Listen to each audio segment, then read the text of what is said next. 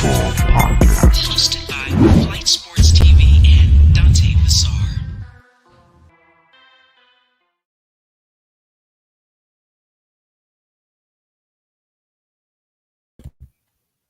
What's going on, people? It's Flight Sports TV. I appreciate y'all for checking with me, man. We got the Lonzo Ball, the Lonzo Ball podcast. You already know episode 8 right now. We got my brother Dante VSAR in the building. What's going on? Yo, what's good, everybody? What's good? Yo, make sure y'all hit that like button, hit that subscribe button, show support for your boy Flight. You know what I'm saying? We here, episode 10 or episode 8. My bad, episode 8. Word. We here. We finna get to 10 though. Yeah, you heard what he said. So let's talk about it, Dante. What's good? What you been working on? Tell the people what's going on. Hey man, I'm not gonna lie to y'all. I've been pretty dry on this content, but hey, I feel like media day is probably gonna be coming very soon, probably in like a week or something like that. So best believe when things start to come out, I'll start to talk about them. But for now, I'm just chilling right now. You know what I'm saying? I'm just behind the scenes trying to find different things out. And try to look for different things to make videos on, because I'm not the type to just clickbait anybody, right. You know what I'm saying? So I just wait. Right. Now I feel you. Like I said, you waiting for that money hit. I know how you do, man.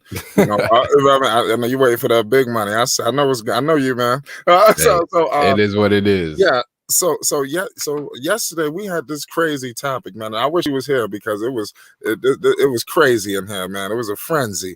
We was in here breaking down teams and everything like that. So I was posing some shit, like, yo, listen, Lonzo Ball, DeRozan, Zach, Vooch. I'm picking those guys to go against some of the heavyweights. I'm talking about some of your favorite teams out east, out west. I'm telling you, they're going to be competitive. They will be no slouch. They got the team presently constructed to compete. What are your thoughts, Dante? For sure. I mean, that you could tell by just looking at the roster construction from head to toe, from the first man to the 15th, that they're looking to compete. And they're not just looking to compete in the Eastern Conference. They're trying to compete against the Western Conference. They're trying to really make a statement this season. We saw the NBA, they gave them a few more. Like, I think it was like they have like 12 national TV games. That's definitely going to go up by the All-Star break if they have a good enough record and they're Showtime enough. But man, they have to. They're definitely going to make a statement against a few of these teams, especially in the Western Conference. Where they only meet them like twice each year. They gotta make a statement against those teams like the Warriors and the Jazz and those type of teams to just straight up make a statement. I mean, you have the talent, you just got to do it.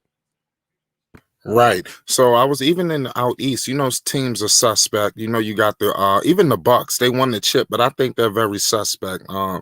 Do you believe in the Bucks? Do you think that they really that real deal team? Talk to us.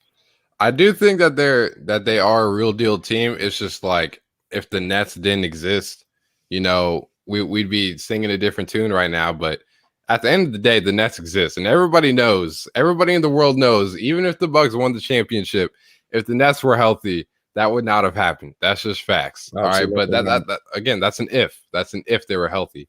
But they are that team. Again, if the Nets are injured, then they're definitely the top contender in the East. They have a more complete roster. They have players who know their role, which is very important. And they're very deep. They're a deep roster, just straight up. So they're for a real deal team. But then after that, the 76ers and the Hawks, the Knicks, What do you think? When you was talking about the Knicks, I mean, we got to slow things down for a second, man. You don't believe in my Knicks? No, I do. I think that they'll for sure be a playoff team. But I don't know. I don't know if they have enough offense right now. Maybe they do. Maybe RJ Barrett takes the leap. I hope he does. But you have Evan Fournier, more scoring, Kemba Walker, more scoring. Hopefully RJ, he takes that leap. Julius Randle, he's always going to do his thing. Hopefully Mitchell Robinson can stay healthy. So, Emmanuel Quickly, he's still developing, and so is Obi Toppin. So you have a really good team. They have to do it again. They have to somehow, just hopefully. I don't think they'll be top 4, but they'll definitely be a playoff team for sure. And then maybe they can make the second round of the playoffs. We'll have to see. We have to see. We still haven't seen a single game from these teams yet, so it's kind of hard to tell. That's why I'm saying. That's why I'm kind of more comfortable with speaking on teams that actually been together. Right. So, Right. what you think about the Philadelphia 76ers for a second? Do you think that the Chicago Bulls, as presently constructed, could compete with them? From the start. Let's look at the the roster for a second. What do you think about Ben Simmons and Lonzo Ball? Who you taking? Well, obviously, it depends. Obviously, what you value more in basketball. I prefer the all around player, so I'm taking Lonzo. He can play defense. Lonzo is a great defender. Ben is an elite defender. Lonzo is a good offensive player, and Ben is a bad offensive player. So, if you have to weigh them out, and I'm taking Lonzo. And obviously, Ben, he's going to probably be guarding the best player every night. So he'll probably be guarding Zach LaVine. And then Tobias Harris, he'll probably be guarding DeMar DeRozan. And then, again, what does that leave for Lonzo? Who's guarding Lonzo? Is it Danny Green? Is it Seth Curry? What are we doing right now? What are we saying? Well, that is true. That starting lineup is kind of tricky, because Right. Is Seth Curry starting at the 2? I think so. Yeah, so that's terrible. They're probably gonna have to bring. They still got Thibault, right? Yeah, they do. Yeah, they got to bring him off. Yeah. So I know that you're taking Zach over Thibault. Right. What's up with my man Tobias? Who you taking, Tobias or DeRozan? Keep it a buck. Keeping it a buck right now. Let me. I don't know. Let me know in the chat what y'all think. Let me know. Tobias, what do y'all think? Tobias or DeRozan? Yeah, I'm gonna have to say. Right. Okay. You want to pass? I'm gonna have to say DeRozan. I'm gonna have to say DeRozan because Tobias Harris, he is a bucket getter, but he disappeared in the playoffs this year. Let's be completely honest. Tobias Harris, he disappeared. Look at his stats in the playoffs. Look at his stats, bro. Those game-to-game stats, man. My goodness, they were not too good. Look, hey, I'm gonna look up his stats right now on ESPN. Obviously, DeMar, he wasn't in the playoffs, so it's kind of hard to tell. But still, I mean, Tobias, he's a bucket getter. I mean, he could do it from all 3 levels. Yeah, I mean, oh my goodness, his efficiency was pretty bad. Yeah, man, I hate Tobias Harris, man. He's definitely been flopping, but I think he's a pretty decent player. But he crumbles in the clutch. For sure. Who's at the 4? Who playing at the 4 for Philly? I think it is Tobias, and then I think it's Danny Green, and then Seth Curry. Okay. At the 3 and 2. Okay. So who would you take, Tobias or Patrick Williams right now? Tobias Harris, for sure. Yeah, Tobias is definitely better than Patrick Williams. For sure. Yeah, that's a fact. And then you got Vucevic and Embiid. Obviously, we got to be honest. Embiid is washing them pretty easily. For lunch. Yeah, pretty easily. Yeah. But I mean, again, you never know. You really never know because the 76ers, they are known chokers in the playoffs. So anything could happen. Anything could happen. You never know. Well, we do have a special guest this evening. It's always an honor to have this guy who we about to bring today. He's definitely one of the guys that's amongst us. And this guy's kind of making a big wave, but he's flying under the radar. He's very humble. And like I said, he's on the come up. So let's give a shout out to my man Dave James in the building. Dave, what's good? Yo, Flight, what's up, man? What's good, man? What's good? What's good, Dave? What introduce yourself to the people, man? Even though they know you already, man, let them know where they can find you. Hey, man. Hey, it's Dave James, bro. Y'all already know me, man. I make Lonzo Ball content, Bulls content, even Zach LaVine content, honestly. So if y'all could go check my channel out, is DAV, capital DAVEJMES. I drop damn near every day, bro. So yeah, y'all go fuck with my channel, man. Yeah, that's a good look, man. So what you working on? What can the people expect from your channel when they first click on one of your videos? Good video, just authentic, man. I ain't gonna lie, cursing, just an authentic content, but it's still a lot of knowledge in there. Great Lonzo Ball content. It's Yeah. Chicago Bulls Okay. content. That's it. So let's get into it for a second, man. Who you think is better, Lonzo Ball or Ben Simmons? Lonzo Ball, Okay. because somebody testing me. Lonzo Ball, because he can defend, but he could defend. I think he's a better passer. But if you want to give Ben Simmons passing, I think it's total bullshit. But look, Lonzo's the better passer to me. He's a better scorer and he's more productive in a half court setting. Lonzo Ball could play in those playoff games that Ben Simmons couldn't play in. So you got to give the edge to Lonzo Ball. Ben Simmons is an offensive liability, which really brings his value down a lot. I understand people like, the 2-and-D shit, which he is. He can make open layups and shit like that. That shit don't win you playoff games. So no way Ben Simmons is better than Lonzo. So, Especially when he doesn't take the layups. Exactly. That was sad. I will hope that he's not that bad.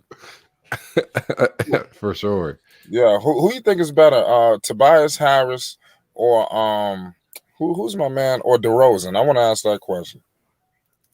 Who's better? DeRozan over Tobias? Okay. Who's better, Tobias or Patrick Williams? Tobias. Okay, I'm just making He sure. got more experience. I got to give it to Tobias. He got way more experience than Patrick Williams. But people will definitely be better than that nigga. That nigga, he's a big time, doesn't show up. That's what he does. You can expect him not to show up. And he gets overpaid. Patrick will be better than him in a few years, man. Give Patrick some time. I agree. Adjust to the NBA. He's only 20 years old. Yeah, you're making some good points. This is the Lonzo Ball podcast, episode 8. We got Dante VSAR in the building. The panel is open. We got Dave James in here. Come ask some questions. Let's do it. So let's keep everything rolling, man. What do you think about the Bucks, Dante? Do you think that the Chicago Bulls could compete with the Bucks? They can definitely compete. Winning a series is a different story, but they could definitely steal a game or two. I mean, they have enough talent to do that. They have enough talent to do that. You said what? You don't think they could be capable of beating them? I mean, they can. I mean, okay. Nah, maybe. Okay. I'm gonna say this. I don't think they can this year, but next year, yeah. I think Lonzo needs one more year of development. So does Patrick Williams, and then after that, yeah, they can do whatever they want. But for now, just because the team is just now coming together, we haven't seen them together. Obviously, during the season, if they're one of the best in the league, then I'm gonna say something different. But for now, since we haven't seen them play at all, and the Bucks are established, then I'm gonna just say for now they can't win a series against them. Just to be fair. Yeah, man, that's a good point, man. My bad. They're definitely gonna make a statement. My bad. But yeah, Giannis is gonna drop 50 at least. I agree with them. Lonzo needs a year. These guys got to gel. We got to give them time. And then maybe you're talking 2022. I could see the Bulls beating the Bucks. What? And how many games? If you're talking 2022, with them trading Porter away, the Bulls, if Lonzo actually comes out and shows out like we all think he should, and we know he should, I think he knows he's gotta. LaMelo is the talk of the league, and younger brother beating down older brother doesn't look good on him. So if Lonzo shows out, I could see the Bulls next year possibly beating the Bucks in 5 or 6 games. But this year, they're not getting past the Bucks. No way. Yeah, and the Bucks though got PJ Tucker no more. It's a bit early, but I think the Bulls can definitely get that series in 7, man. I'm sorry, bro. I'm just not a really firm believer in the Bucks after that fake ass ring they won. So when everybody's back healthy, the Bulls gonna compete with them. Yeah, but you can't say fake ass ring. You can't say that because injury is a real thing, and it happened to the Nets. It happened to the Lakers. Like, we can't say that. These guys go out, they give their best effort. They get hurt on freak injuries is one thing. Like KD just came back from an Achilles.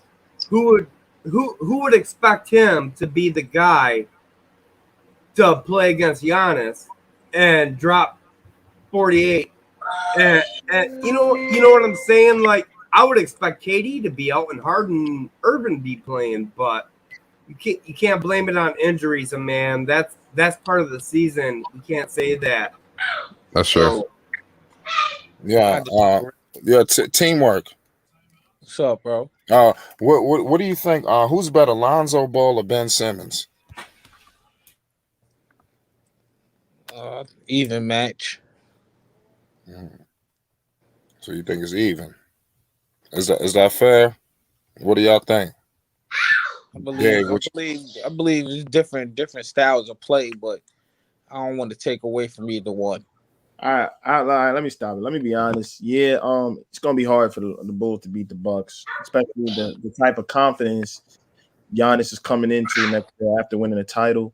So, like, honestly, my honest take, now I'm biased. I would say the Bucks win in 6 or 7 because the Bulls are a newly formed team. They still got to get everything together. They got some new players. You know, you still got the chemistry. It still got to gel more. You know, you still got to play with each other for more years and things like that. And the Bucks already been with each other. You know? Chat, Yeah, look at that picture right there he just posted. You got Martin Luther King. You got Malcolm X. Like, I mean, if that's not going to get us to hit the like button, what will? Like, that is an epic photo of Lonzo Ball. I love that so much. Good photo. Who do you think is better, Zach LaVine? Or you said Chris Middleton and Zach LaVine. We asked this question yesterday, Dante. Who do you think is better? Zach is for sure better. For sure better than Chris Middleton? Than Chris Middleton? Are you serious? But nah, I can't have recency. Are you serious? Zach is for sure better though. Yo, can you do me a favor and look at Zach's stats this season? Just do me a favor. Please do me a favor. I watched the playoffs, and I know that's great. We're talking about who's a better player. That's great. We're talking about who's the better player, bro. If we're looking at the stats, it's Zach. We're looking at we got real deal now. Yeah, I gotta give Chris his respect though, because Chris was bugging. No, he's a hooper. Stats don't matter. He's a hooper, but Zach just averaged 27 on 50, 40, 80. Zach's the better player because before the playoffs, y'all would have taken Zach. So we can't. Yes, a lot of people would have stopped lying. No, for sure. For people that don't watch the Bucks. What? No one would have taken over Zach. I didn't know about Chris after because Zach's not in that situation. Imagine what Zach would have done, bro. Before the Bucks even got to the Nets, I already knew Chris Middleton was the key. That's a great lie. You're capping. That's a great lie, bro. After those first 2 years of him poking in the playoffs, you gonna say he was the key when he was poking? Chris Middleton been balling in the playoffs. Are you serious? Yeah. Why are you serious? Why do you think the Bulls brought in DeMar DeRozan? I mean, Zach LaVine is on his way out. You're right. I like just started fight. Hold on, y'all. Hold on. We got a legend. Yeah, we got the man. Yo, Ball. The myth. The ball facts. What's good, yo? Shout out to Dante. What's good, Dante? Flight Sports TV. Everybody on here. Just know, whoever come on Flight Sports TV, I go check out their channel. I just got done checking out Dave's channel for a little bit. Hey, I like that stuff, bro. But I'm ready to talk about some of this stuff I heard y'all talking about. Yeah, man. Listen, we about to heat up, man. I'm happy you got here. We was just in a wild, heated discussion yesterday. It was an all-out warfare. Who is better? I know this is crazy. Lonzo Ball or Mike Conley? Who are you taking right now? Oh my God, don't. I ain't talking about Memphis. I'm talking about right now. I'm taking Lonzo Ball every day, all day. Yeah. That's me. I'm taking Lonzo Ball. This ball facts. Teamwork. This my low key ball fact. This my man from New York. You know, I don't know who Mike Conley is locking down on defense. I don't know. and you get to the playoffs, that's what you definitely need. So first and foremost, Mike Conley was key to Donovan Mitchell's success. Right or wrong? I think Donovan Mitchell was going to be Donovan Mitchell with or without him. That's just me, though. I don't think Mike Conley makes Donovan Mitchell. Facts. What? Mike Conley makes Donovan Mitchell. That's what y'all believe? Mike Conley was injured for most of the playoffs, and we saw Donovan Mitchell do his thing. So I mean, he made the All-Star team by sympathy too. You know, they had the number 1 seed all year long. You know how they do when you get the number 1 seed. He's like 33. You know he wasn't supposed to be. And I like there. Mike Conley. Nothing against Mike Conley. Facts. Nothing against him. He's a great player. I'm not up here saying he's trash. Well, he was a great player when he was in Memphis. But yes, you're right about that. Donovan Mitchell made his own name. Mike Conley didn't create that. That was all on Donovan. Listen, basketball is a five men on the floor. All right. It's team effort. Just like you say, Zach LaVine is all good. He's carrying the team by himself. Listen, he's gonna need that piece. Stats is not everything to win it. So just like PJ, how many points did PJ Tucker average in the finals? I bet you he probably averaged probably like 8 points. My boy was holding the Bucks down. That's facts. He was holding them down. Let's not, because listen, I see everybody's talking about stats. Stats is not the key to winning. It's team play. Leadership. All right, but to your point, my point. This is my point about Mike Conley. That I'm not saying like he's way better than Lonzo. I'm just saying, back to the sports question about Mike Conley versus Lonzo. I do believe it's like more of an even matchup now. I'm not gonna say Lonzo is way better, but I do believe Lonzo has the up right now. Because he's more up and coming. He's been balling doing this thing. That's I don't want my opinion to get all stagnated and misconstrued. But that's just what I'm saying about Mike Conley. I think we all agree with you. Like we know Mike Conley, his career is like on the downgrade, right? And we see Lonzo. And we're like, well, this dude about to hit a new level. And so if we look at it, who's better now? You got to go with Lonzo Ball because he's the guy that's going to come up and be the guy. And then Conley, we already know he's fallen. He's fallen. He's not the Memphis Mike Conley that we knew 4 years ago. He's a different dude. Stats-wise. Doesn't matter. No, it does matter. Leadership. No, you got to give Ball though. You got to give Lonzo Ball though a place to fit in. When has Lonzo Ball been on a team? He didn't fit in with New Orleans. That's why they got rid of him. He didn't fit in with LA. That's why they got rid of him. He's on the Bulls now. I think this is his chance. This is gonna be the team where Lonzo Ball breaks out and busts out. Mike Conley, he's on the downfall. And if you want to compare these two guys with Conley being 34 years old, and you got Lonzo Ball sitting there at 24 or 25, I'm going Ball all day. So Lonzo Ball is better. All right. Better in what? In what sense? Stat-wise? It doesn't matter about the stats. See, you're going stat-wise. I'm saying fit him into a system where he's got a coach that's going to allow him to spread his wings. He never had that opportunity with LBJ. Never had that with Zion.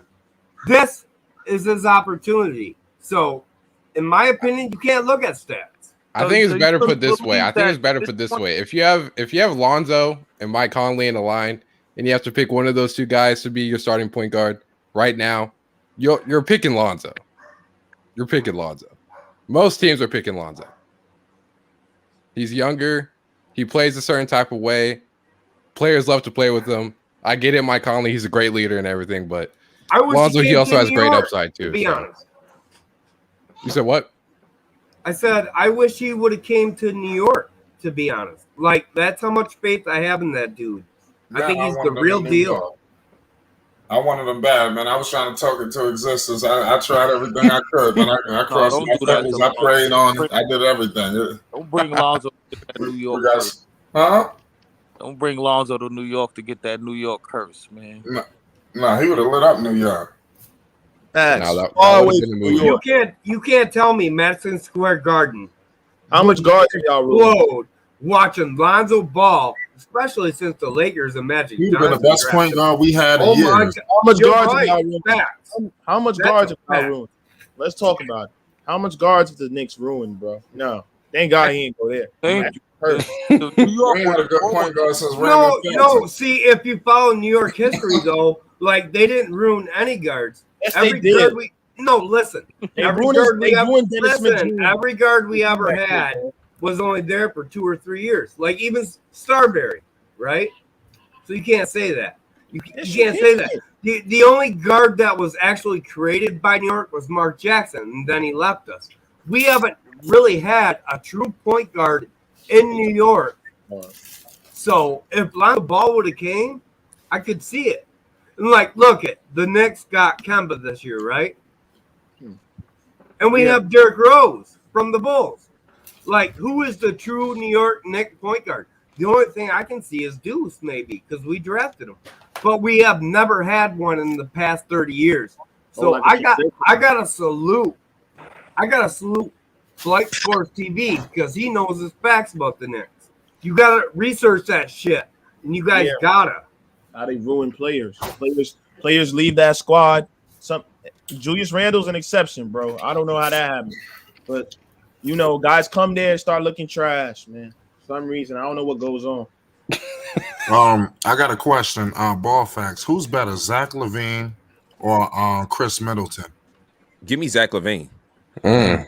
I don't think Chris Middleton would have done what Zach LaVine's done on the Bulls by himself. And I think if you have Zach LaVine on the Bucks team, you got a chance of still beating the Nets, even though everybody was hurt. Facts. You don't Facts. Chris Middleton could have matched. And I'll add to that. I think PJ leaving the Bucks is a huge deal. I can't see the names on the screen, but I got you. What he was talking about, teamwork. All right, yeah. He was a big factor, and it wasn't all stats. I think him leaving that team leaves them a little more soft. I got the Bulls beating the Bucks. I got him too. The Bucks is soft. The Bucks got lucky. Said the same thing. Let's not lie. They just like my man said. They got lucky. What he said? That was a fake ring. I agree. That was a fake win for them.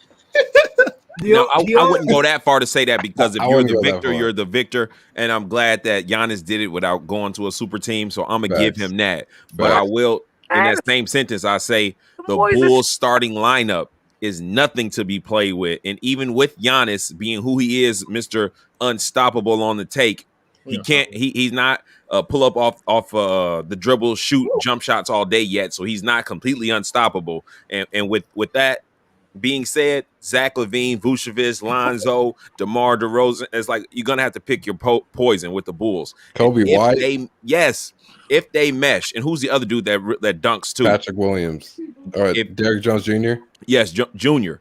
You're gonna have to pick your poison. If they mesh well right away, see everybody. I don't know what everybody's thinking. Like, oh, maybe year 2, year 3. I feel like this year, because of everybody being hungry at the same level, there's no champions in there, and everybody's got something to prove. I think they're gonna mesh and they're gonna surprise people.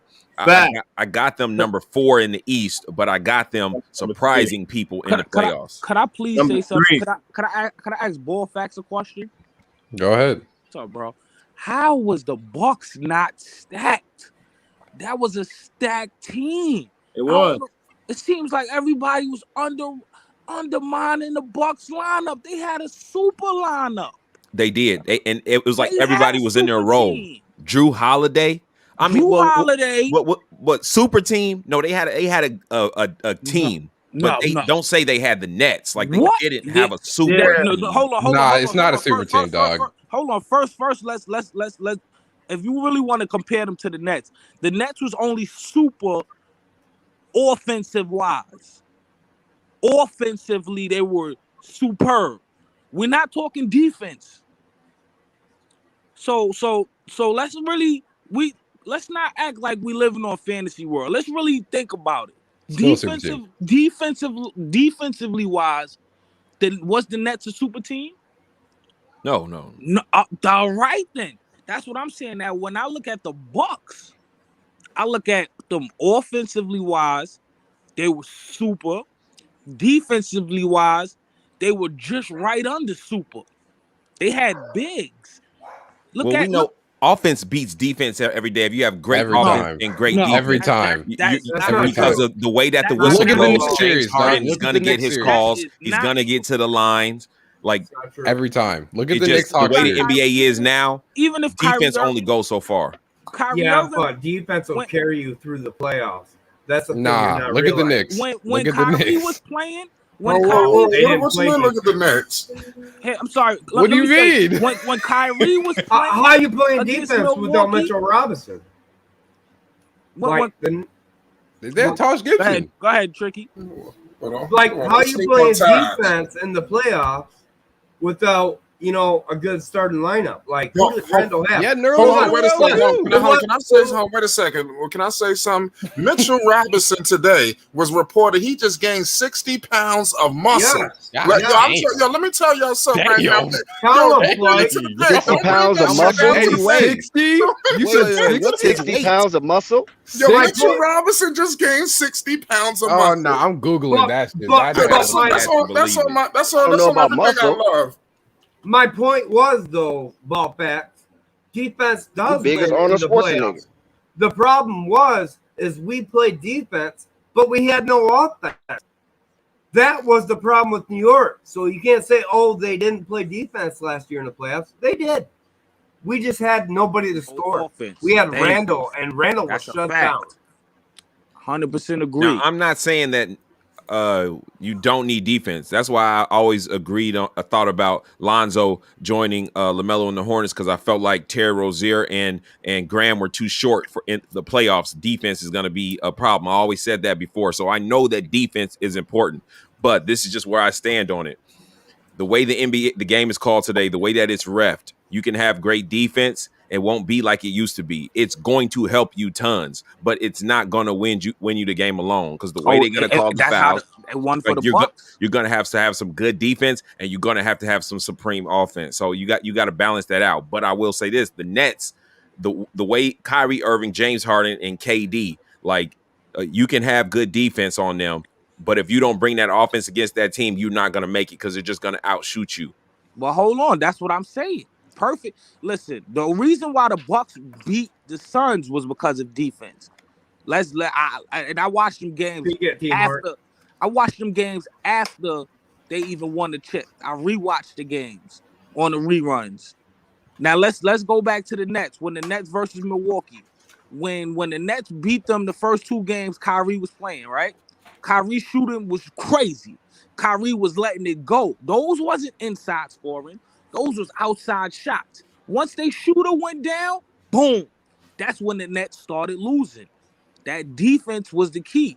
I understand what you're saying about offense, but once they lost that perimeter shooting, or they lost that perimeter shooter, and then along with James Harden, it was. All right, but if they didn't, then they would have won. That's a fact. The Bucks would have been gone. They probably only would have got one game. Yeah, If Kyrie and Harden had went down, yeah. Can I say something real quick to the chat? Hit those likes, subscribe. But I also want to say to it's the fourth wonder. KD almost beat the Bucks by himself. He says He did. You know what though? He did. The only thing I take away from what he said was almost. So you're just gonna ignore the fact that they It doesn't matter. had almost. only offense, and then their offensive weapons went down, and still only one almost beat them. I'll get the chat rolling. Trust me. If his almost. foot was an inch less, that the Nets would have been in the finals. I was in Florida during that time, eating a meal at some restaurant, and they had it on the TV. I was with like 6 other people. I stepped away and walked over to the bar and was screaming crazy. I thought that he had won the game, and so like the Bucks, they're a good team. They lost PJ. That's a lot of their grittiness. I think that the Bulls they have weapons, and then now they have the facilitator. So But I they just think need a lot of year people to sleeping gel, on them. right? Ball. Do they need 1 year to gel, or are you thinking they can beat the Bucks this postseason? You think the regular season is enough time this year? Say it is 82 games, so you got a point. But what I want to know is like they get to the playoffs, they meet the Bucks, say second round. Do they beat Giannis and those boys this year? Because if you're saying that, I gotta disagree. I think with the Zach LaVine situation, I honestly with the Vucevic, like it's not gonna happen because you're looking at a Bucks team that's been cohesive for years, and now you're looking at a Bulls team that just got pieces put together. Right.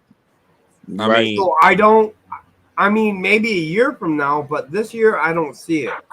That's all I'm saying.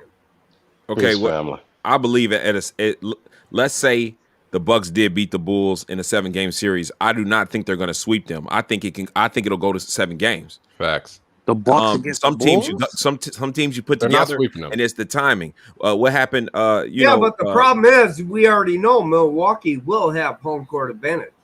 The Bulls won't. So you got to think about that too. They can have that, but they're right in the Midwest. I'm telling you, there's a lot of Bulls fans in Milwaukee that's going to be there. But That's you got to true. remember their chemistry isn't there like the Bucks. Like Tricky just said, the Bucks has always been a great team. Even back when LeBron was in the East, the Bucks was always a playoff team. How many years has it been without Milwaukee within like the top 4 or 5 seeds in the playoffs? My best point would be like they put Dwayne Wade, LeBron James, and Chris Bosh on Miami. They didn't win that first one against Dallas, right? They went to the finals, though. They went to the finals. They won the did. East. Yeah, I but remember my that. thing is, I it remember that. took them time to gel. And then they ran they were into, looking great Duncan that Squad, first year. Ginobili and Parker. I where gotta they lost. disagree with that. Yeah, nah. Ball The only facts, thing they did start just off went rough, off to though. a slow start. They just had a slow start, and then after that, they were And elite. that's exactly how I feel the Bulls could be. They can. Yeah. It's 82 What- games. Hold on. What's going on? Hold on a second. What's going on? All access, Dex. What's the deal? Oh yes, I was just chiming in. I was just listening. You know, shout out to the panel and shout out to the chat, and big ups to you, Ball Facts, for showing up and spreading your sauce the way you do. But I was just basically saying when Ball Facts was talking about the Heat, he was basically speaking about once they gelled. But before they gelled, they had a very rough start. You know, it was some doubt coming into the Miami Heat franchise or the organization, and even a fan base, because they start was so ugly. And then, you know, they turned it over to LeBron. Was basically LeBron accepted the mantle, and then, you know, the rest is history. Peace, family. You know, what's good? My guy, what up? Not much, man. I just want to, before I speak, I just want to give a shout out to yourself, Flight. Everybody like and subscribe to his channel. Shout out to Dante VSR. He's really up and coming, putting out great content. Subscribe to That's his a channel. fact. You know, Appreciate it. subscribe to Dave Jane. He's putting out a lot of content every single day. So definitely subscribe to his channel, and definitely Right. subscribe to Ball Facts channel. Ball Facts has been putting out content Hey, on the Ball Ball Facts, family and on what's his NBA channel? for years. So love his channel. Been watching his channel for quite a while now. So definitely everyone like and subscribe to these channels. You know, they put out great content, so definitely take the time and do that. Murphy, like this video. I'm new to the show. Hold on, but Tricky. I'm on many shows. So here's Tricky the Nicky. deal. Like, I would like to know Ball Facts channel. They might have to mute so Tricky. I can, like, no. You don't know the channel? I want to share it. I want to Oh. share So it. hold on one second, Tricky Nicky. Bird God missed something, and you gotta and you gotta play close details when you speak about this one individual on the panel, because it's in the fine print in this mutual contract that before you say his name, you got to use the prefix superstar, and that man is none other than superstar Dave James. Yes, sir. Okay. Yes, sir. Yes, sir. Yeah. And always coming in with the great intros. Wow. No, but for ball facts, I want to know what your channel is. I don't know it. Like I said, I'm kind of new here. I just like to know your channel so I can also I will get that out to my fam. You know what I'm saying? Yeah, bro. Thanks, man. My channel's called Ball Facts, just like it's That's spelled it? BALLFACTS. Yeah. All right. So I make videos every once in a while. Appreciate it. No Yeah, problem. you might catch him for early morning coffee every once in a blue moon. You Yeah. know, it might be tomorrow. Well, let's talk about this coffee, Ball Facts. What you got, a Keurig in there? How you doing? You like the pot roast to talk to us? This man caught me all the way off guard about the coffee. Yeah, you know, just a little bitty cups. You put it in the. Oh hell yeah, I got the Keurig. Yeah. If that's what it's called, that's what I got. You know what I'm saying? Yeah. That's funny, Then yo. I got the Dunkin' Donut ones. Oh word. Oh, Yeah, I think yeah. we got the Mint cafes. We got the Starbucks. Yeah, we got the Starbucks. And, you don't sleep on the coffee, y'all. Not at all. Not at all. Right, man. So, what's been inspiring you to do these early morning lives, man? Man, ain't nothing going on right now, and I just want to speak to the people. You know what I'm saying? My DMs get so full sometimes you just like don't want to go through them and answer people. You know what I'm saying? So then you just get on there and just talk to them, just clear my mind, giving the people what they want. You know what I'm saying? Yeah. How are your DMs? Is this crazy? Is this flooding? Yeah, you know what I'm saying? But it's just as much hate as love. You know what I'm saying? I got a few girls up in there. It's all over the place. You know what I mean? Yeah. Okay. There's some people dedicated to hating, though. Boy. Yeah, it's crazy out there. So let's get into it, man. What do you think out west, Ball Facts? Do you think that the Bulls could compete with teams like the Lakers, the Clippers, things of that nature? We discussed this yesterday. We'd love to get your thoughts because it seems like the Bulls, like I said, they got 3 20-plus point per game scorers. They could compete with just about anybody. I don't know if they're going to beat them, but they'll be competitive. Talk to us. It's all about chemistry, as you guys said. If they can figure out chemistry in the first 30 games, I believe they can compete with anybody. The Nets, the Lakers, the Nuggets. I just believe they can do that. They got some defensive-minded players, offensive-minded players. They're young. They can run. If they can gel, like I believe they'll all elevate each other. You're gonna really have to pick your poison. I don't know why so many people are sleeping on the Bulls, but I believe yes, they're gonna be able to compete with the Lakers, even though the Lakers are a great team and some of their pieces are a little older. It's the teams that you sleep on and you think, okay, they're the B tier.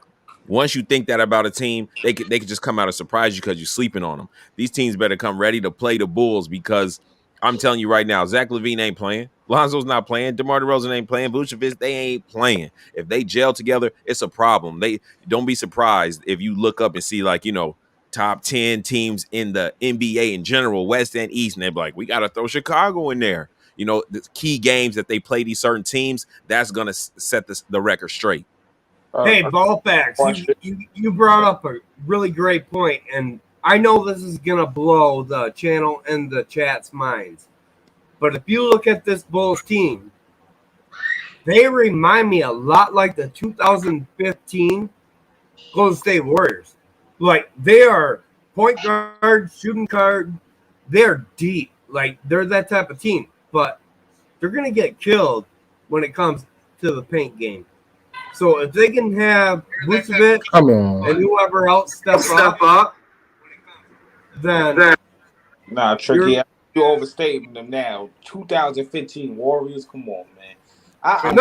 I'm saying they're capable of that in the backcourt. What about the reserves? Like who's coming off the bench for them? For the Bulls? That's my see. I could the starters.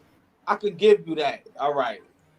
Now I wouldn't say 2015 Warriors, but my main worry about the Bulls and really me keeping up high hopes for them is really going to be on their reserves.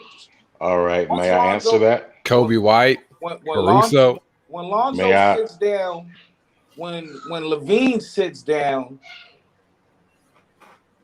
May I answer that? Who do we really got? Who do we really have that's going to keep that pace up? All right. May I take my time and dissecting that real quick? Oh, sure. Go ahead. It's just All about right. All right. So look at the starting lineup. You have Alonzo, LaVine, DeRozan, and Vucevic. Correct?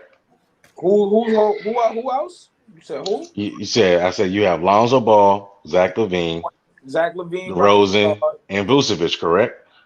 Yeah, you have those four to start lineup. Now, We need with 5 that, though. no, I just named those four in the starting lineup. No, because I'm about to dissect this real quick. Out of those four, you could run the offense through all four of those players. At any time on the court, you can stagger their minutes with the bench players by keeping them on the court to have viable offense on there. So you can stagger LaVine. You can stagger LaVine with an Alex Caruso. You can stagger a DeRozan with a Kobe White. You can stagger a Vucevic with a Kobe White. That way you always have somebody to run the offense through on the bench. That's the point of having those great players. They do it all the time for different teams because, for example, look at the Brooklyn Nets last year.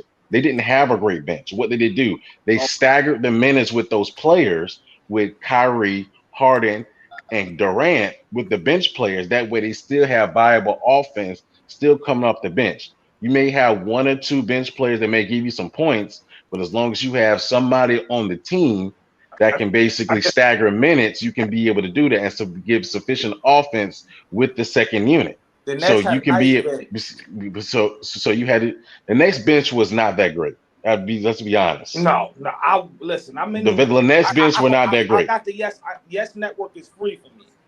I'm watching the games. I can watch every game and every Nets game for free. The next bench was not that great. Them boys was Congratulations. putting on. Them boys So was putting on. the next bench was Okay. not that great. They Okay. had that's what they had. That's what they have Kyrie, James Harden, and Durant. So you stagger their minutes so they play with the bench. That way that the players do get open shots because you still have somebody you run the offense through. That's the whole point of you. He's That's what the saying whole point of. everything I wanted to say. He is saying exactly what I wanted to say. So like, that's the same thing. They can do That's- whatever they want. They can flip flop. Exactly. Exactly. You have so many ways you can stagger their minutes because they're going to do that throughout the game. So you're not always going to have LaVine on the court at the same time as DeMar. You can take LaVine out, give him a breather for at least two to, let's say, at the maximum 5 minutes. Then to keep DeMar in, then swap them, have DeMar out, put LaVine back in. You can do that all night. That way you still have somebody to flow the offense through. You still have a bench unit that can be able to get open shots if they don't have somebody on the bench that can create for them. You still got basically somebody that's in the starting lineup that can create the open shots. You know, Vucevic, you can run an offense through Vucevic. Vucevic is a great passer. He's a great pick and pop, as we talked about the other night. He's great on the block.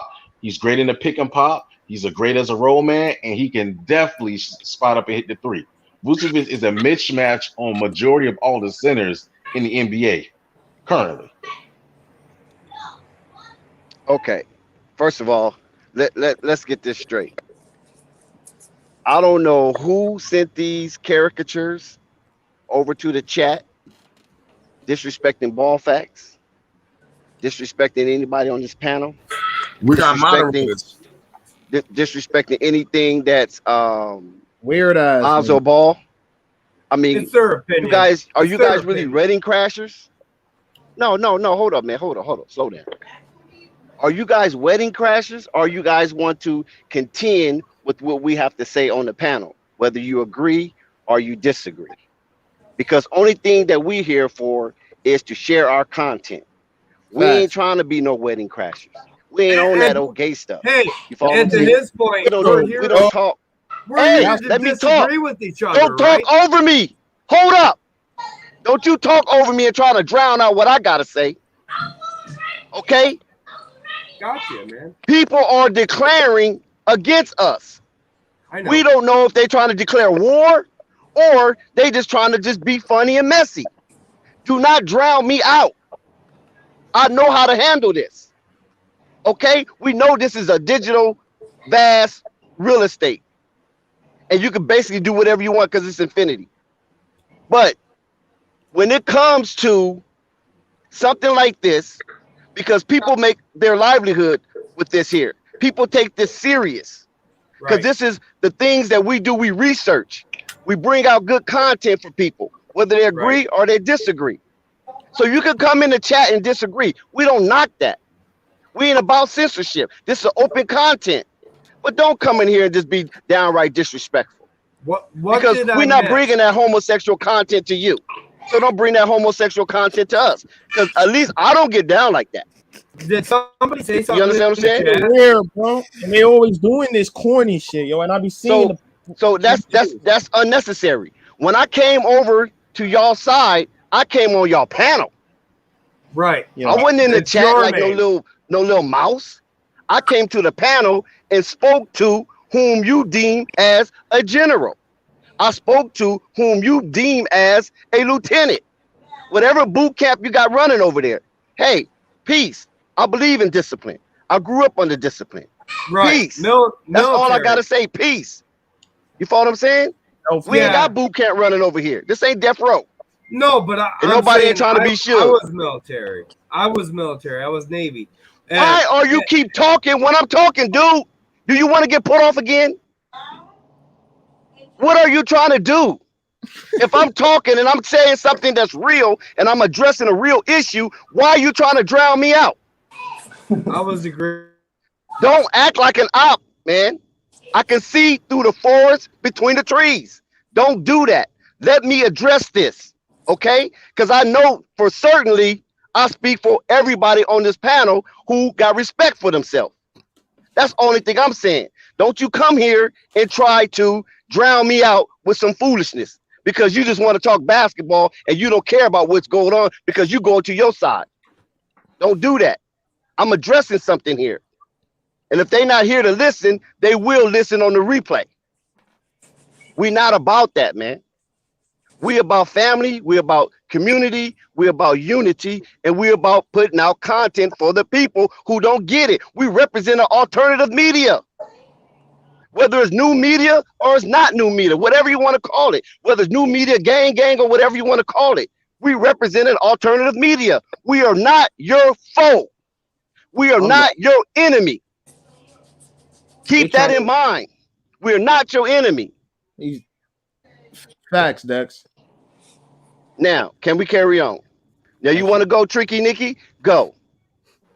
Yeah, I just wanted to say I was agreeing with you 100%. Like You don't have to discuss that. That's not your affair. You don't have to discuss that. Just go and talk basketball. You don't have to discuss that. Trust me. You good. Okay. You're neutral. Yeah, everything we do though here, like we're not always gonna agree, on the chat. With the chat, we're not gonna agree with them. We're not gonna agree with the people on the panel that we encounter. We don't know who's coming up next because everybody has their opinion. We all have our debate, and you might think one person's take is garbage, but it's not garbage because in their mind, that's what they really feel. So, I mean, if you don't like to watch the show and you want to be rude in the chat, then yeah, get the hell out. And just like I was kicked off earlier, and I didn't want to be. They kicked you off, Tricky? Yeah, well, I was kicked off and blocked, and then I got to come back. But you know what? That was my bad. That's on me. So, Hey, I but heard what somebody I'm saying earlier. what I'm saying is I agree with him 100%. But you got to remember what he tricky. He just said, just get off that topic. Let's get to basketball. And I'm done with it. So let's get back to basketball. Yeah. So Lonzo Ball, though, do you guys think he could possibly be an all-star starter this year with the Bulls? Yes, he can. Most definitely. No, he can. Yes. This is why. If you recall last season, remember when the Pelicans were in the throes of making the playoff game, and they had to play hard. They had to be vicious, and they had a tough schedule. Remember, they had one of the tougher schedules coming down the stretch, which was the 61st game of the second half of the season. So they only have basically 10 games left to try to get into that play-in game. Do you guys recall that? I remember that. Okay, out of those 10 games, I believe Lonzo Ball played, I think, 7 of them. And in those 7 games, 5 of those games, Lonzo Ball was putting up all-star stats. Five of those games, Lonzo Ball were playing against other teams who was trying to be seeded in the playoffs, whether it was the West Coast teams or the East Coast teams. And San Antonio, even though they didn't make it, there was one of those teams that was fighting to be in the playoff game.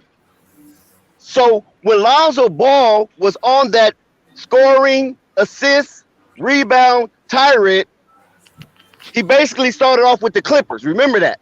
Remember the Clippers was one of that first test, litmus test for the Pelicans to show their strength if they serious about continue their season into the play-in game. And that game, when that game of the Clippers, I believe, it was a highly tested game at first, and then it got out of hand because Lonzo went crazy. Lonzo had what? 7 assists that game. He shot 50% from the field goal. He played 37 minutes.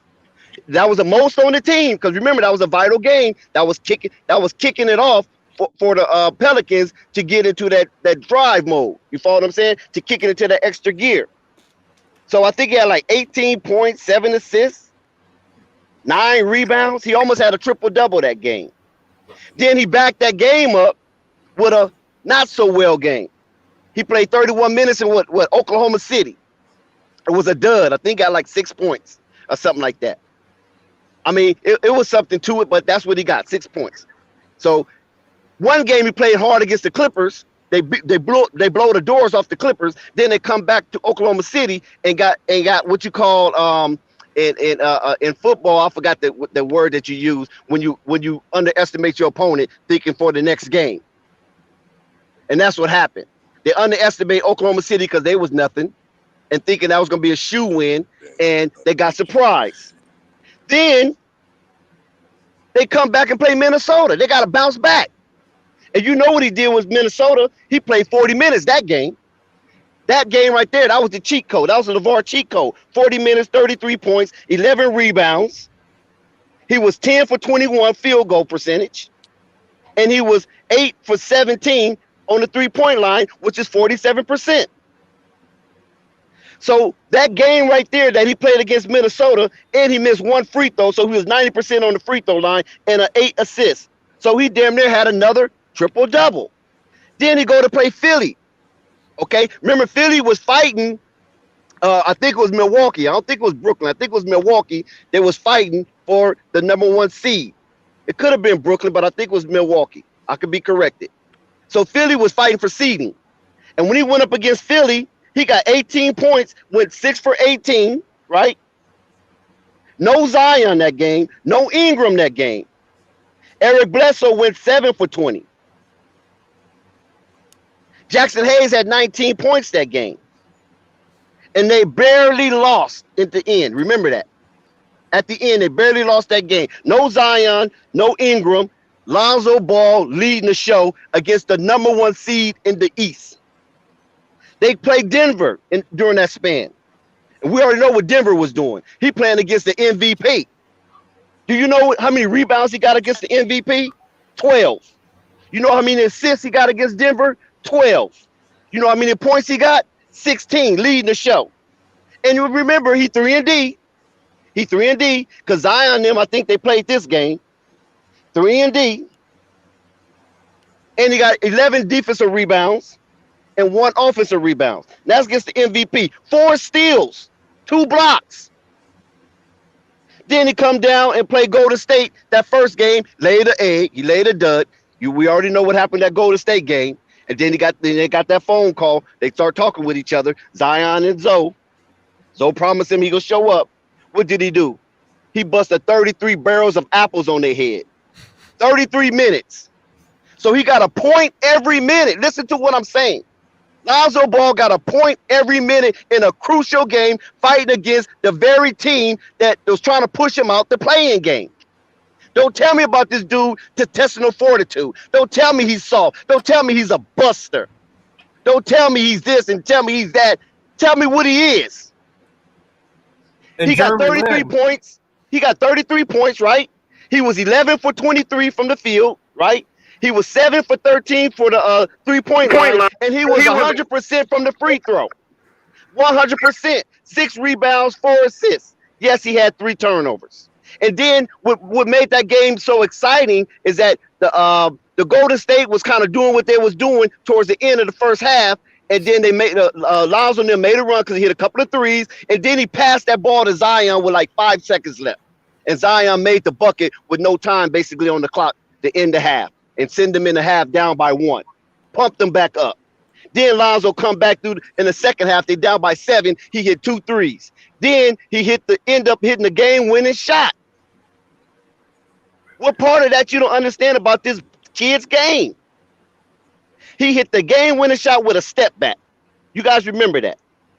Every time Golden State went on a run to try to expand their lead, Lonzo come down, hit a 3-pointer. Lonzo steal the ball. He was very, very active. This is why I have high hopes for Lonzo Ball in the Chicago Bulls, because he was doing that playing 3-D. What you think he's going to do when he's unleashed? He's going to feast on these people, man. It's harvest time for Lonzo Ball. And everybody keeps saying, stop making excuses. Stop making excuses. Stop making excuses. Ain't nobody making no excuses for this man. Feast or famine. So, yes, I have high hopes. Yes, I have high hopes on the Bulls. Because not only is Lonzo Ball coming in with that boulder on his shoulder, Zach LaVine coming in with a chip. DeMar DeRozan coming in with a chip.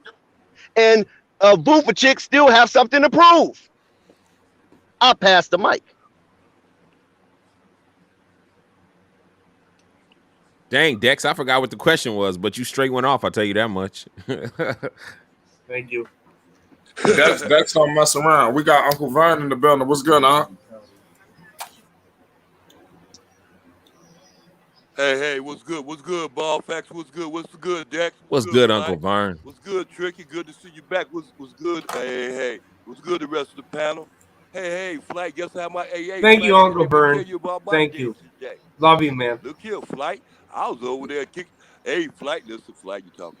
Look, I was over there kicking with the Pope, with all them, boy, all of them.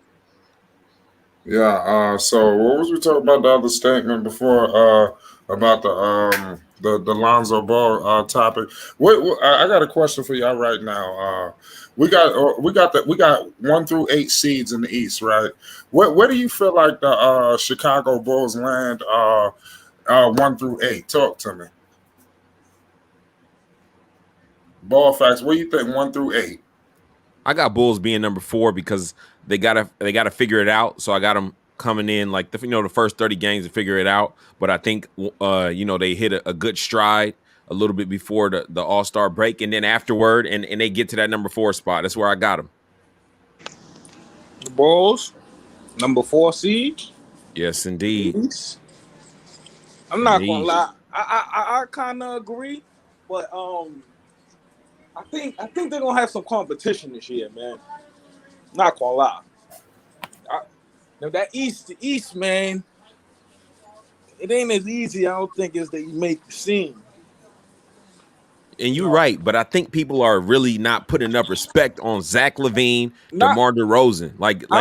They not really LeBron and them. Because I agree. I'm not saying I disagree. listen, I it's just with me. I always got to think of a worst case scenario because I don't want. I'm putting confidence in them, but then I always got to be like, all right, let's talk about reality facts, you know. So when you say that, the main thing that comes into mind, because they could be great. Don't get me wrong. Just like the Nets was great, you know, they had their little injuries or whatever. You know, the Clippers was great. They had their injuries, whatever. Phoenix was great. They still lost. But let's really think about their competition. The competition is what really has me a little more worried for say that's going to give. Because don't get me wrong, I want to see Lonzo win. I Okay. want to see him be, you know, the second, third seed in the East. Hey, I got a question for you. Oh, go ahead. Out of Bucks, the Nets, and the Sixers, who's competition for the Bulls? You said the Bucks, the Nets, and the Sixers. You Yeah, can't even else, really. Who else would and you be- And consider? all three of them teams is a problem. No, I'm not talking about those teams. We know those teams is competition for the Bulls, but outside of them, who would you think is going to be a real competition for the Bulls? Miami might be a problem. Who else? New York. Come on, say it. Negative. I think they probably smoke New York. Oh my God. Don't get me right. I'll put my head down. Who gonna smoke New York? The Bulls? Yep. The Bulls is gonna smoke New York. Never. We got them too. Boston. Flight. Come on, Flight. Hold on, ladies and gentlemen. Thank you, Flight. Listen, I'm a Knicks fan, man. I'm just saying, but I got my. Listen, this is how I do it. I root for Lonzo Ball and the Knicks. How about that? When I'm watching the game, I want if Lonzo Ball to look good and the Bulls win, hey, so be it, you know. But that's how I roll when I watch them go against my favorite teams. But he asked me what other teams. The Raptors. The Raptors are a little stagnated now. But like I said, Boston. Let me see, Miami. I gotta stop. You gotta stop, bro. What? You can't. I don't want to listen. I don't say Boston. Just don't say Boston right now. But look, I understand you got confidence in the Bulls, but what I'm trying to say is, but you do really me a favor. can't. Answer me this. I'm sorry. Celtics aren't at Bulls level. Just what did the Bulls do last year? This past season, they ain't make the playoffs. So why are we talking about them though? What, the Bulls? No, I'm talking about the Celtics. The Celtics made the playoffs. But what seed? Wasn't he in the play-in? Yeah, they were in the play-in. Not even too sure, was they? Yeah, they were. I know the Celtics. They lost in the first round. Cause I'm in Connecticut, so Celtics is my team. But I was rocking with them. They lost in the first round with no Jaylen Brown. But Jaylen Brown don't make a difference, bro. What? They had Kemba and Evan Fournier too then. Not no more. They keep to my Knicks. I think the Celtics are going to be a problem. And this is what I said last year. This is what I said yesterday. How could you sleep on the Celtics, though? I'm not sleeping on the Celtics, bro. But Jaylen Brown and what's his dude name? Tatum, bro. How long have they had the show or something? Even Washington, even the Wizards, man. Hold up. Answer that first, though. Say that again. How much longer are we going to give the Celtics to show us something? Like Brad Stevens becoming a GM for the Celtics was a huge deal. But listen. Before you answer that question, you're talking to a Celtics fan, so he's asking you this. He wants to know because he already knows the answer. Well, what I'm trying to say is these teams went through adversity. Does the Bulls have a possibility to make it to the playoffs if they hit adversity, if they hit injuries? Let's think about that. What type of energy you talking about? Because they got. I mean, No, we're not talking about. I'm just thinking. That's how I'm just. You just got to think outside the box for a second, because we could have all. But you can say that for every team in the league. You could. If Bron goes down, is the Lakers going? If AD goes down, the Lakers going? If Harden gets hurt again or Kyrie, are the Nets going? If Simmons get hurt with a six, I mean, you can make that argument for every team in the league. And that's what I'm saying. That you just basically said what, like, who do I really think, or where do I think the Bulls will fall? And I told you, I think they will fall. They will probably make the playoffs, but I think they have a bigger chip on their shoulders. It's going to be hard for them. It's not going to be as easy as as I would like. So I can tell you right now what's going to be the Bulls. If the Bulls don't succeed this year, the way we expect them to, it was because they took it too lightly. They know for themselves that they are loaded, bro. The Bulls are loaded right now. So the only way they can not do well if they don't take their competition seriously because of how well equipped they are. Okay. Yeah, I probably worded it a little wrong, but yeah, I just think I want them to succeed, but I think it's going to be harder for them to make the playoffs. Hold on. Pardon me, teamwork. Shout out Zay and the Cash App. It's Flight Sports TV. Now, I don't see the Bulls taking anything lightly just because they're stacked. They're still being slept on, and everybody got a chip on the shoulder. I can't see one of those players thinking like, "Oh, we're gonna win," and everybody knows it. We could take it easy. Maybe I'm wrong. Y'all let me know. No. That's true. I agree with you. That's true. I'm with DeRozan, he didn't leave San Antonio to join Chicago to not win. I think the Bulls believe they can win. No, so look at him. He left, and then Kawhi went to his team and got a ring. And he went to Kawhi's team and just lived in a nursing home. Basically, I mean, he's got some animosity on his shoulders, like. And you got Lonzo Ball going, look, I'm on my third team now. These guys want to win. They want to win in Chicago.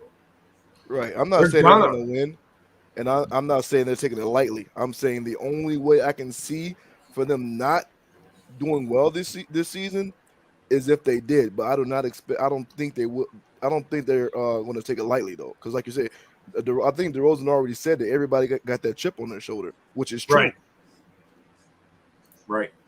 And with the Celtics, though, like with them, I almost see them being a 7th or 8th seed and rebuilding a little bit. But the Bulls, they're going to be a 6th or a 7th.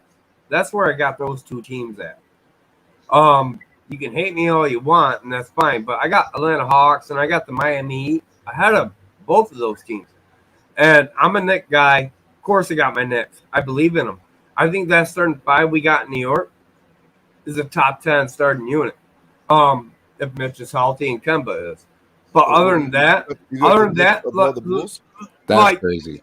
But you could flip-flop. You could flip-flop New York, Miami, Chicago, and Boston. Any way you want to look at it. We don't know where it's going to end. I feel like the Knicks is a bigger roll of the dice than Chicago. How are they going to mesh?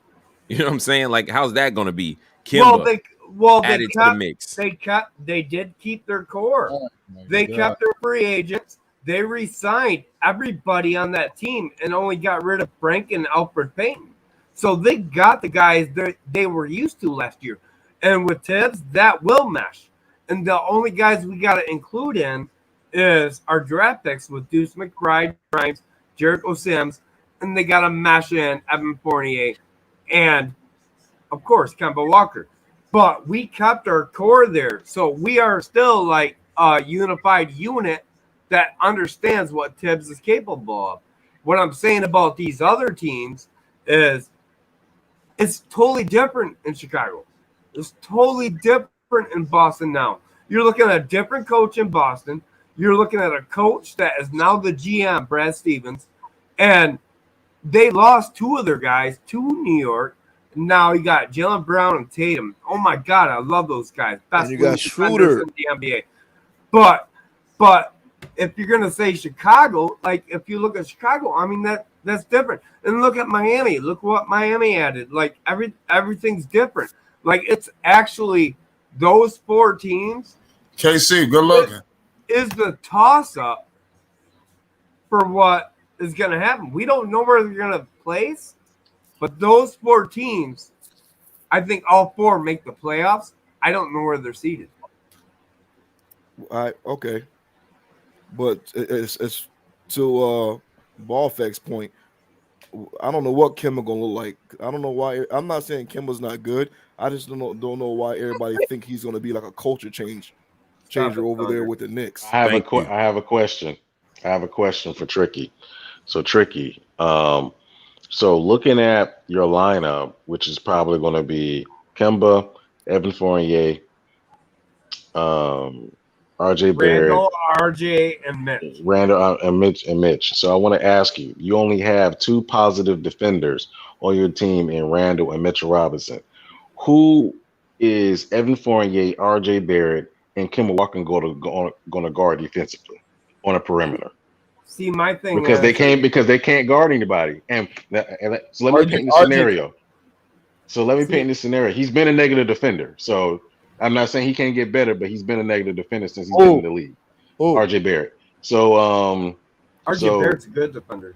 Exactly. Come on. Man. So I can't really say that because he's been a negative defender since he's been in the league. So no, he hasn't. But let's move on to let's move on to. He has been actually. You can go look it up yourself. I already looked it up. But let me hold on, Trick.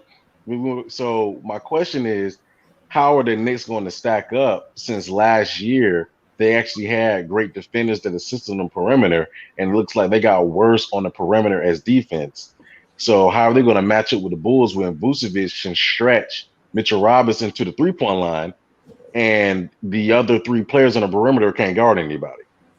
Because you got Lonzo, DeRozan, and LaVine slashing to the rim, and Mitchell Robinson can't play. He's in devil advocate mode. He can't play the paint and the perimeter at the same time. Well, see, my take on New York is different than most people's. Like, I think our second unit is the reason we're going to win. I think our second unit, if you put in Noel, Obi, Manuel Quickly, Derrick Rose, and then you give me Alec Burks in that second unit, and then we got Deuce and Grimes coming. We're deep. So my second unit is the reason the Knicks are going to win games. But if you're asking me for the starters, I can't give you an answer for that. But I'm going to tell you, we're a deeper and we're a better team than Chicago. That's all I can say. We're going to see how that plays out. Come right back here on Flight Sports TV. Yeah, y'all better make sure y'all come back, man. Don't be running and hiding. You know, when Lonzo violate this season. You know, the chat. We just getting started. You know, like I said, it's crazy out here. T Sam, what's good? It's a salute, man. Salute, man. So I have a question for the panel, and this could go to Dante. How do you think Lonzo Ball is going to stack up against the point guards in the West, since now he's in a more free-flowing offense that is more pro to his skill set? Because it seems like the Bulls really fit his skill set with a lot of players that can shoot as well as that can run the lanes with them. So I wanted to ask, how do you think Lonzo Ball is going to stack up against the major point guards that's in the West, like a Dame Lillard, De'Aaron Fox, those type of players? This is go-to ball affects anybody on the panel. And you were talking about Lonzo? Yes. Well, he's not going to play those guys much. They're on the West now that he's on the East. But I think he's going to give those guys a harder night. Like when they see that they're going to play the Bulls, they know they're going to work a little harder. They're still going to get off. But because those type of players you cannot stop. Like I always said, a great offense is going to beat a great defense. You can just take them from a 40-point night to a 32-point night. You know what I mean? So as far as him sticking defense on them, he's going to do better than the average guy. But it's not going to be like a complete neutralization. Not to say there won't be some nights like that. Yeah, man, we're making some great points out here tonight, man. What's up with LaMelo Ball facts? I know we talked a lot about LaMelo. What are you expecting from LaMelo Ball this season? You know, I know you've touched on it before, but you know, this is the Lonzo Ball podcast. I think he finna have an attitude on the court. Like, of course, he gonna be smiling and all that, but I think we gonna see a lot more of the dog out there. I think LaMelo not gonna come in just like, yeah, I'm the rookie. Like, I think he knows his spot on the team. He sees the way the coaches interact with him, the players interact with him. He sees, you know, miles into the future, if you want to say, and he knows who he is right now. So I think we're gonna see a lot more mean mugging in the camera, a lot more just nastiness. And when you have that confidence with that green light, that's all LaMelo needs is a green light. He's about to go off. So I think we're going to see a lot of MVP chants. I think we're going to see some voting for that all-star. Like, don't be surprised he is an all-star second year in. And it's about to be crazy. As long as they can keep running more than anything else, then they can cover up the missing spot at the center as far as a big guy. And I think it's going to look real heavy, real decent for LaMelo. What do you think about LaMelo Ball? Do you think that he could resurrect Gordon Hayward's career? Gordon Hayward is the only one who could resurrect his career because Gordon Hayward has to make sure that he's healthy. Like, he just got to be healthy. That's it. And even in the offseason, he, you know, acting like he might be hurt again. So I'm just going to say, like, if he's healthy, like what he was doing on the Jazz when he first had his breakout year, everybody like, man, this guy's a problem. That's why people pay him, because they want that Gordon Hayward. But I'm not so sure about his health and even his drive to keep on going after a certain point. It seems like some players, like, you know, they're like, they lose a certain love for the game. They get the money. They may be tired of getting hurt, tired of the grueling schedule. I'm not sure about Gordon Hayward's work ethic. I don't know him personally. I think he might be a really cool guy, but as far as basketball goes, to resurrect his career, he just needs to be healthy. And we seen when he was out there with the Hornets before he got injured, like, he had some great games. He, like, in the clutch, like, let's not forget that Gordon Hayward can ball. What do you think about James Bouknight with the Charlotte Hornets? Do you think that's the future backcourt for them, or do you think they're going to go in another direction? I think that he'll end up, you know, Terry's already signed in there. By the time Terry's contract's up, you know, it's like, how old is Terry? Is he healthy? Do you stay? You try to re-sign him again, or do you go for James Bouknight? I think James Bouknight is going to be attractive to a lot of other teams. I like him as a point guard. I mean, not a point guard, as a player. He don't really pass as a point guard, so he might have to be a shooting guard. But offensively, I think he's going to be a weapon in the NBA. So as far as the future with the Hornets, it depends on Terry Rozier and how that goes. Because, you know, just like Terry, sitting behind somebody for so long, you want to get up out of there. James Bouknight might just want to get up out of there to some place he can shine. He'll look around the league and see, like, who doesn't have a starting point guard. So that's how I feel about James. Right. Have you heard about the sneakers for LaMelo, the Pumas, when they coming out? Have you heard anything? No. Wait, yeah, that's what I'm saying. That's the magic question right now. I'm trying to get a couple pairs. I know you're going to get a few.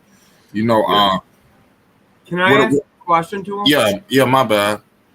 I just want to ask Ball a question. Do you think Michael Jordan is going to take LaMelo Ball? Like, I think LaMelo Ball is going to be an all-star.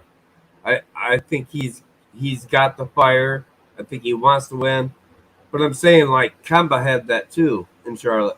So do you think Michael Jordan is going to waste his career and not get him a big-name guy like they need in order to compete?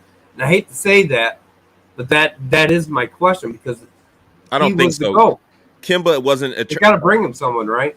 To me, Kemba isn't I was gonna say, like, as far as basketball attractive, enough to draw in big names. LaMelo Ball, on the other hand, he's a foot taller than Kemba Walker, and he gets his teammates involved a lot better. So I don't think that Michael Jordan can ruin LaMelo's career like he did Kemba's, if you want to say that. I don't think it can happen that way, because LaMelo Ball is in the driver's seat. You know, what he want to do is what he gonna do, where he want to go. And this ain't no Kemba Walker situation. In all respect to Kemba Walker, but this ain't that type of situation.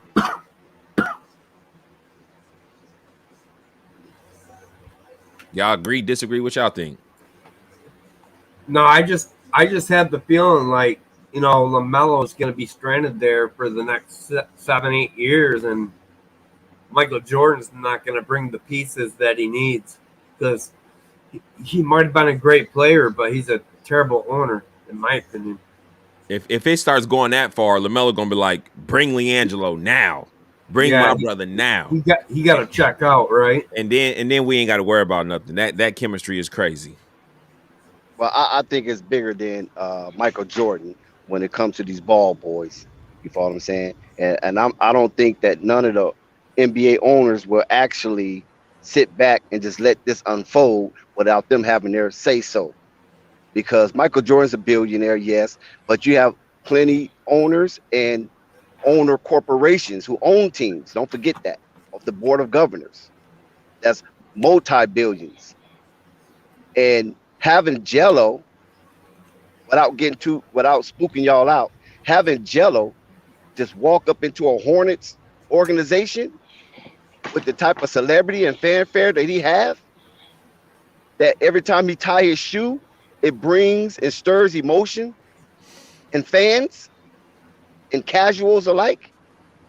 You just can't have that, MJ. We got to look this over. We got to look the landscape of the NBA and see where he might fit best. Because there's a lot of teams out there that's suffering, man. These teams out here are not putting butts in the seats. So, Dex, do you think this is the reason why we haven't heard really any It's news? only obvious, T-Sam. It's only obvious. I mean, without saying the obvious, it's only obvious. You understand what I'm saying? When Big Baller said MJ is on board, and MJ himself actually said, I'm not opposed to having another Ball brother on the team. You follow what I'm saying? We know that he might not be mentioned in Jello per se, but still, he's still a Ball brother. And now with all this, a guy coming off the street, all this struggle to get him on the team. This game? Are you kidding me? You better read the fine print, man. Yes, it's entertainment, but below the entertainment is what? Business. Money. Keep that in mind. Business, $1 billion business, probably nearly $1 trillion business. You understand what I'm saying? Bigger than Walmart. So you got to keep that in mind when you have these billionaires struggling in these major markets. Lonzo Ball already covered one market. You understand what I'm saying? That's Chicago. That's a major metropolitan market that needs fanfare, that needs a spark that will galvanize Chicagoans to bring them back to the arena. That's only obvious. Only a fool can see that. Whoa, Mike, hold up, man. You're doing too much. You're doing too much right now, Mike. You got Melo. Don't get greedy. Say, Mr. Michael Jordan, don't get greedy. Sacramento. You got a team right now that's struggling. I mean, Houston. Come on, man. How many people down in Houston? About 2 million people. That franchise is struggling. It's barely breathe. Hey, hold on, man. Who got their mic talking like that when we dropping game? See, this is what I don't understand. When we talk clowning, fussing, hey, when somebody's really giving you some insight, man, come on, man, show some respect. Put your mic on mute. We ain't telling you to shut up. Just put your mic on mute. Because there's people that needs to hear this sometimes. Right. Because you don't get this all the time. But at Flight Sports TV, you're going to get it. It's kids in the You know how pack. you know how DJ used to always say, the game Not with within me. the game. Sometimes you need to hear this. So hold up, Mike. You can't get all that, man. Listen, I know LeVar trying to push his boys into the league. We know this. We really don't have a problem with it, but where can we make some money? Where can we see this young man go somewhere and bring a new spark to a dying city, to a dying team, to a dying franchise? Where can he go? LA. I see him going to LA. And I'm sorry, They're not Lonzo, dying, what- bro. They're not dying. Who's dying in LA, man? No, What are you I'm saying talking when- about, Tricky Nicky? I'm saying when LeBron and Russell finally hang up their coats. Are you trying? What about Detroit? He was just in Detroit and they did him dirty, But right? Detroit, listen, we already know Detroit, right? They have billboards for the man, right? The guy in Detroit, the general manager from Detroit, already was familiar with LiAngelo. You understand what I'm saying? That almost was a walkthrough as well. If you really want to put if you want to, you know what I'm saying, dot your I's, cross your T's, that was almost a walkthrough with Jermaine Jackson and his connection. Think about that. But this is what I'm saying. First of all, just think about that. That almost was a walkthrough, right? But D'Angelo ain't got no footing in Detroit like he does in Charlotte. So here it come again. Maybe we can do it with Mike. Maybe we can do it with Mike, because Mike is Mike, right? Everybody want to be like Mike. Mike don't have no problem when it comes to making money. He has no problem with that. But guess what? There's a board of governors. Okay? There's rules, laws, and regulations that governs the entity of the NBA. Mike, you think you finna get a free lottery pick? Ain't that what the big baller called him? I want to A hear free lottery pick. Who's keep interrupting me? This is crazy. This is crazy. The panel is quiet. The chat is quiet. Oh, somebody's interrupting me. Who is getting the jitters? Are you afraid? Are you afraid of what's being said? Because we're talking about the game within the game? You got it, Dex. I know it's hard sometimes to hear it from, somebody like me. I know it. Trust me. I know it. I'm from Pasadena. I know how it go, man. Y'all on this side of the tracks, we on this side. I know how it go, man. But anyway, here you got a commodity. A fresh commodity that is shown he has been proven. Why is it so difficult? You know what people trying to say? Because they don't want no schmut on Melo, right? They don't want no schmut on LaMelo. It's never no schmut on LaMelo. Because it's bigger than that. How in the hell are you going to have somebody that is proven, the crowd loves him, he's rocking, the announcers love him, everybody love him, but yet it's hard for you to sign him. You'd rather sign some no-name people. How is that? If anything, if you're a businessman for real, you're going to push them no-name people and push out the celebrity, right? Push out, that's what's popular. That's what commodity is all about, right? Especially in a capitalist society, a commodity is you serve upon the demand. If there's a demand, you feed that demand. You supply that demand. Why are they not supplying demand of Jello?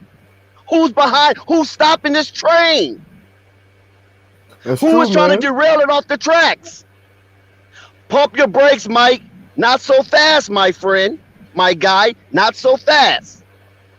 You understand what I'm saying? So this is why Mitch Kupchak had to do all what he had to do, and it's still not working. So you think LiAngelo is going to get swooped up by somebody else? It's possible. It's possible. Why would you not take this dude as is? Why? If he's proven. Just asking that question. I just put up a video because I remember sharing on the stream how the Sacramento Kings was ravishing over LiAngelo Ball. They was telling him, stop him, don't let him score. Who does that in Summer League? He still was fighting for his position. You understand what I'm saying? Luke Walton, Alvin Gentry, Tyrese Halliburton. If you don't believe me, go to my Instagram.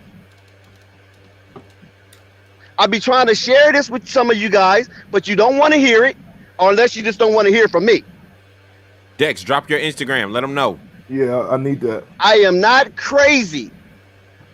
Okay? I'm just a person who's been around scandalous people, who's been around smart people, and who's been around dumb people. 3 different kind of people. Right. Put it in the chat so we can subscribe. You understand what I'm trying to explain to you? The NBA is bigger than Lonzo Ball. The NBA is bigger than LeVar Ball. The NBA is bigger than Michael Jordan. The NBA is bigger than LaMelo Ball. And if anybody tells you different, they're a buffoon. This entity will outlast all of us. And they know this. So they got to make sure they get this thing right. They're not going to just let one person have all the power. If you put all them ball boys on one team, that's all the power. In the next 2 or 3 years. Raking in money. They all young. All 3 is raking in money. Let me explain this to you. They're all young. They are all young. They're not like one is, 29 and one is 22 and one is 19. No, they all within a 23-year age. And they have fanfare. They have people that like him. They have people that don't like him. That's the perfect. That's a LeBron James. That's a Kobe Bryant. Think about that. You have people like you just as even as people that don't like you. That's a commodity. That's excitement. Get him somewhere that can resurrect some type of organization who's in a big market that is failing. Pump your brakes, Mike. I'll pass the mic. We have a Mountain Dew sponsorship. Hey, Dex, the same way that LeBron James took over Cleveland, then took over the NBA and put the power in the players' hands to go start making big threes and doing stuff that I was like, this ain't fair when I first heard of him, going with Chris Bosh and Dwayne Wade and all that things. Lonzo plays the way he plays and LaMelo play the way he played, they'll have that cachet. And you will see all three on one team because all it is about to getting your level to a height that you can't be denied, where the NBA says, okay, you're going to do what you do. You're going to bring money to us and fans no matter what. But I do agree with you that right now they want to spread that love out. They want to spread that out, and they don't want all three Ball brothers on one team right off the bat. That's too much power for LeVar. But do not sleep on these Lonzo and LaMelo. They kill, they'll have the power in their hands, and they'll go where they want to go. They'll bring Jello. They'll go any city they want to, the Clippers, the Lakers in due time, and set up camp. And who's going to refuse them? Nobody. Yeah, LaMelo's destination, his final spot where he makes his career in his moment will not be in Charlotte. It will not. Just saying. So where you going? Well, what's that spot? Pause. I think, like in my mind, I just, like if I'm thinking ahead and I'm predicting the future, I see when LeBron James I see him with AD. I think him and LaMelo and AD, like I could see that. That would be a kick-ass combo. Like, you look at those two dudes. I'm serious, for real. And who knows if Lonzo doesn't come back? We don't know it. Yeah, that's a dream. Hey, I got a question with a ball facts. Magic was high on Lonzo. Yeah, you're right about it. We're going to get back to Lonzo. We ain't done. We're just getting started. Listen, ball facts. You see LaMelo, he getting a lot of hype. The sneakers is out. It's about to drop. He done declared himself the one of one. People are seeing this. Guys train too. You understand? Last time I checked, defense is a part of the game of basketball. I'm expecting LaMelo to receive increased defensive pressure, double teams, triple teams, traps. How is LaMelo Ball going to be able to play under this type of distress? Because it's not going to be as free as it was last season. I think he did that. This is Flight Sports TV. Wait a minute, goddammit. Okay. This is Flight Sports TV, so we're going to keep it a buck. Have you not seen LaMelo's handles improving? This kid is not scared of anybody in the NBA. I'm going to tell you, when you're playing 12th graders at 8 years old, you have been trained to want the smoke, welcome everything they got, and get ready to dish it, because you know what LaMelo's going to do. He's about to embarrass some people. And once he embarrasses a couple people, they're going to back their ass up off him. You can bring that if you want to. Come on, with all that Patrick Beverly defense if you want to, because the man, we know how he can. His first step is quick as ever. We know he's got the ball on the string, and he can pass out of nowhere. So he will distract you with these cross-up moves, and then he'll dish it off, or he might just pull a 50-footer on you. I don't think that LaMelo's worried about it, and neither do I think he needs to be worried about it, because he has every tool in his arsenal waiting for these people that's coming after him. As a matter of fact, LaMelo wants them to hear that he says I'm one-on-one. LaMelo wants them to hear that, yeah, I'm not going to say anyone's better than me. He wants them to hear him say, I'm not impressed with LeBron. I didn't have no heroes in the NBA like that. He knows that the microphone's in front of him, and he could care less because he has the tools to back it up. Had he not got hurt last year, his team wouldn't have been giving up on that Pacers game, ready to go home early. They would have kept going. We seen that he was number 4. They were number 4 in the East. LaMelo's not playing with these people. And I have the utmost confidence in what he does because the way he works. The way that he works. Every time you see the man, he's working. He's getting better. That's how he was bred. They wake up, they run heels. They get off of school, they shoot shots. It's just what they do. It's not even a chore anymore. It's just a way of life. You wake up, you eat breakfast. That is how he's getting these shots up. That is how he's training. And he's already doing this young. Oh, okay, that's a great point. Go ahead, my bad. I wanted to say, and look, I'm a huge, as you hear me all the time, man. I'm really big on Zoe, but you would never hear me tear down any of the Ball brothers just because I like Zoe. Zoe is, to me, is going to prove people wrong. I feel like he's better than what people think. But when it comes to LaMelo, I think that man has the road to be a potential superstar in this league. I feel like LaMelo is young. He has the energy for it. I think he has that pizzazz, and I think he has his skill set can work with any other team in the league. And that goes with Lonzo, and that goes with Jello. Jello has that people don't like to call him 3-and-D, but he has that format where he can get open in front of three, has confidence in his shot, and he can do every other thing other than shoot. He can grab the rebound, pass the ball, he can run the floor, and whatever else you want him to do. Even, you know what I'm saying? And that's the same thing with LaMelo, and the same thing with Zoe. All three Ball brothers have the abilities to correspond with any team in the NBA. That's what makes them special. And you will never hear me down someone just because I want to big up somebody. I love Zoe, I love Melo, and I love Jello. Them boys is going to be followed, and they're going to always be on top of all newspapers, all no headlines. That's just the facts. Yeah, good point, man. Ball facts. What do you think about the Hornets? I'm evaluating the roster. I see they got Plumlee. Do you think that possibly down the road they should possibly look into trading for another superstar or an all-star caliber player, or do you think the best option is to build from within? Talk to the people.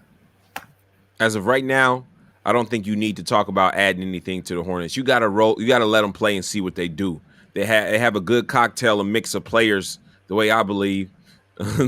My man up there shaking his head, he hilarious.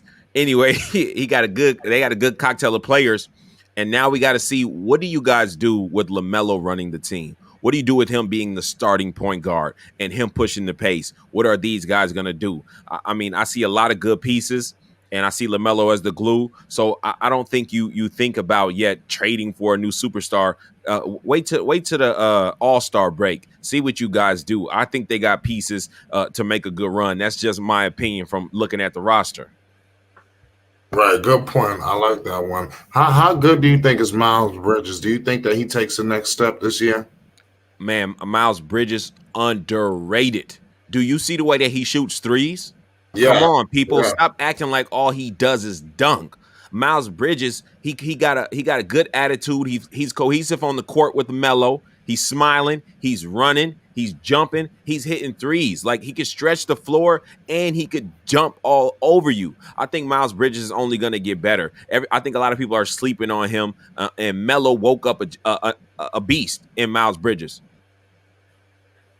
Yo, Tricky, you were shaking your head. What's your thoughts on what he just said? Because I agreed with everything he said, and I wanted to mess with him. Oh, okay. I thought you was disagreeing. You're crazy, man. So what's up with Jello? Still no words on Jello yet? Because a lot of speculation still to this day. We haven't heard anything yet. Man, my the girl who runs my Instagram hit me up. She said, "Can I post this?" And it was a picture, and it was like she had Jello, and she said, "Source DKM 10 Exhibit 10 contract." So I said, "Hold on, don't post it yet." I make a call to somebody at BBB. They tell me I haven't heard that yet. And I say, all right, I ain't going to post it. Boom, just like that. So to me, it wasn't no news to post. It wasn't facts. And I'm waiting like them. I'm waiting like everybody else. See what I'm saying? I haven't got the information, and I'm still waiting on it. You know what I mean? I check in once a week and see what's going on. I'm like, y'all, you know what I mean? But I haven't heard any new news on Jello. And when I do, y'all going to know. Ball Fast got the plug. Hey, you already know ball facts where we give you the facts. Shout out. Right. And Dante, man, let's I'm hook trying up. to tell you something. I'm trying to tell y'all something, man. If ball facts sit there and tell y'all that, you better really pay attention to what's going on, man. These ball boys are bigger than what you think they are, man. I know the media, especially the old media, wants to downplay their significance because they want their league back, man. Ball facts sit there and told you how LeBron just took the league by storm. You follow what I'm saying? He's in a position where you can't say no to LeBron. How can you? What happened when they was on the sabbatical? Okay, the pandemic sabbatical. When they was on that pandemic sabbatical, they didn't want to play. But guess who did want to play? Guess who got phone calls from the president? Think about that. Guess who got phone calls from the president? It wasn't Jason Tatum. It wasn't Giannis. It wasn't Joker. It wasn't Luka. Think about this. They called who? LeBron James. One man that they said, shut up and just dribble. Why would you need somebody to tell you to shut up and dribble? That means because your influence is reaching outside that 90-foot court. And these ball boys are coming up, and they're coming up in threes. LeBron came up as one. These ball boys coming up as threes. Yeah, they might not have the skill. Yeah, they might not have the skill as LeBron James. But guess what they do have? They have that fanfare. You understand what I'm saying? Not only do they have the fanfare, they have somebody who can think, that's backing them, and that loves them, that's going to guide them the right way, not the wrong way, the right way, if they listen. That is dangerous. You don't hear me, though. That is dangerous. Danger. Nah, I feel you, man. I'm listening to you. So, ball facts. What's next for you now? Can we expect anything from you this weekend or tomorrow? Talk. You know, it's Friday. What's up? I don't know, man. I know you like to surprise us. I usually do like to surprise everybody when I drop, but honestly, I don't know. You know what I'm saying? I could tell you, like, yeah, I got something cooking, but I never know. But it usually just pop up like that. You know, I get the video, and that's, I'm making it and I'm dropping it. It looks like I've been a mad scientist and thinking about it for a couple weeks, but no, I just drop like that. Unless I get some new insight, you know what I'm saying? Something like that. And I might drop some more behind the scenes footage at the Ball Estate. You know what I mean? I still got some of that left. So, if I go live, stay tuned. Hey, ball facts. Do you do your own edits? Yeah. Yeah, them things be fire, man. Appreciate it, bro. A lot of time on YouTube watching tutorials. Okay. Yeah, I'm about to try to, I don't know. We'll figure it out. It's so much work, man. I looked into this. I ain't got no time for it. I like what I'm doing right now, just talking. You see, I don't even got to show my face. I just got to rub my mouth and everything will be all right. I know how it is. The screen be blacked out. You see what's going on? Yo, T, you see we back? You see we went back to the essence? I see. Hey, well, we heard from Dante, Flight. Dante, you in the building? Yeah. Okay. Oh, okay, there you go. I'm like, hey, Dante, let me come over on your show. Let's make it happen. All right, say less, ball facts. You know what I'm saying? Say less. I'll make sure to hit you up, dog. Got you.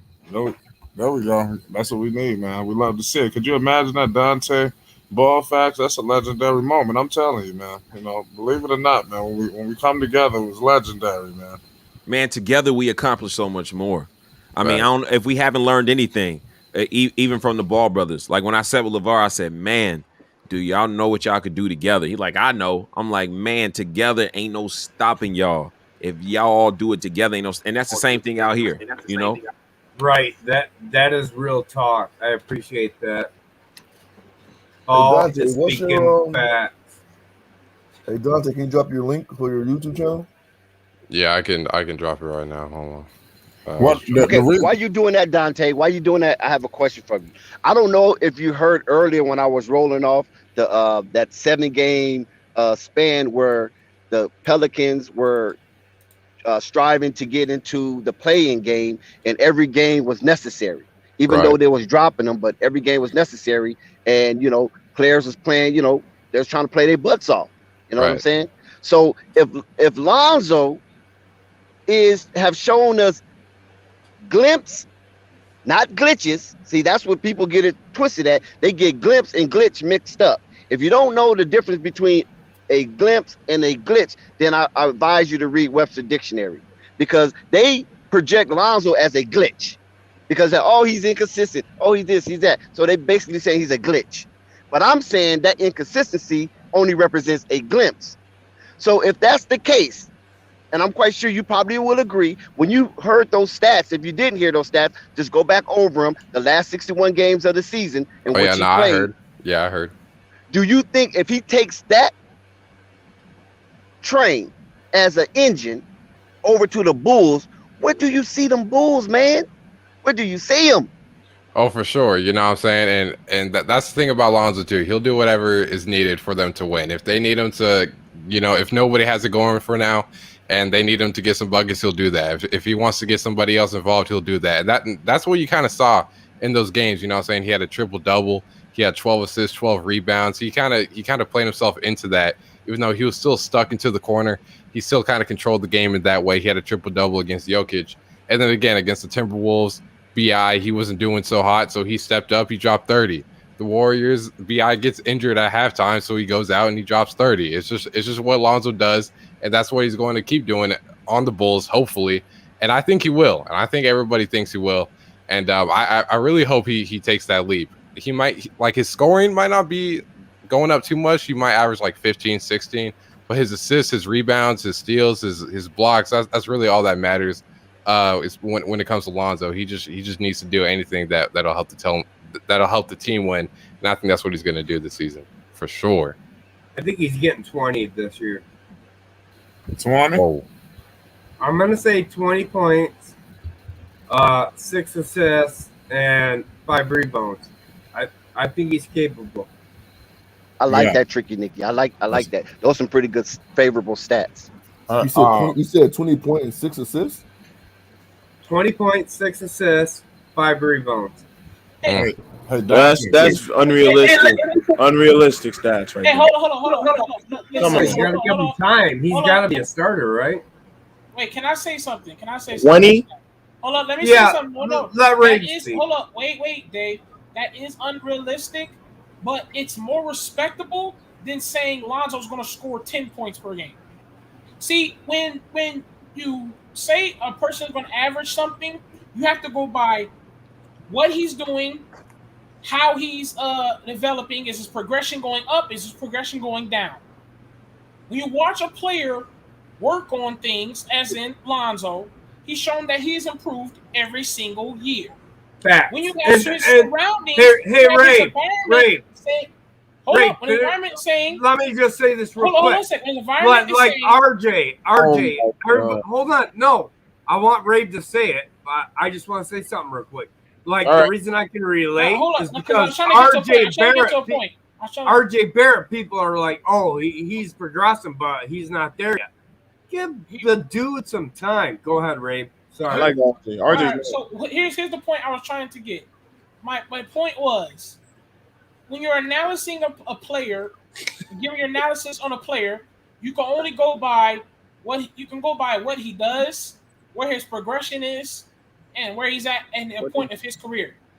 If you say something like he's going to give more assists than points, that's fair and that's your opinion and that more respectable. Like he's going to get more assists than points.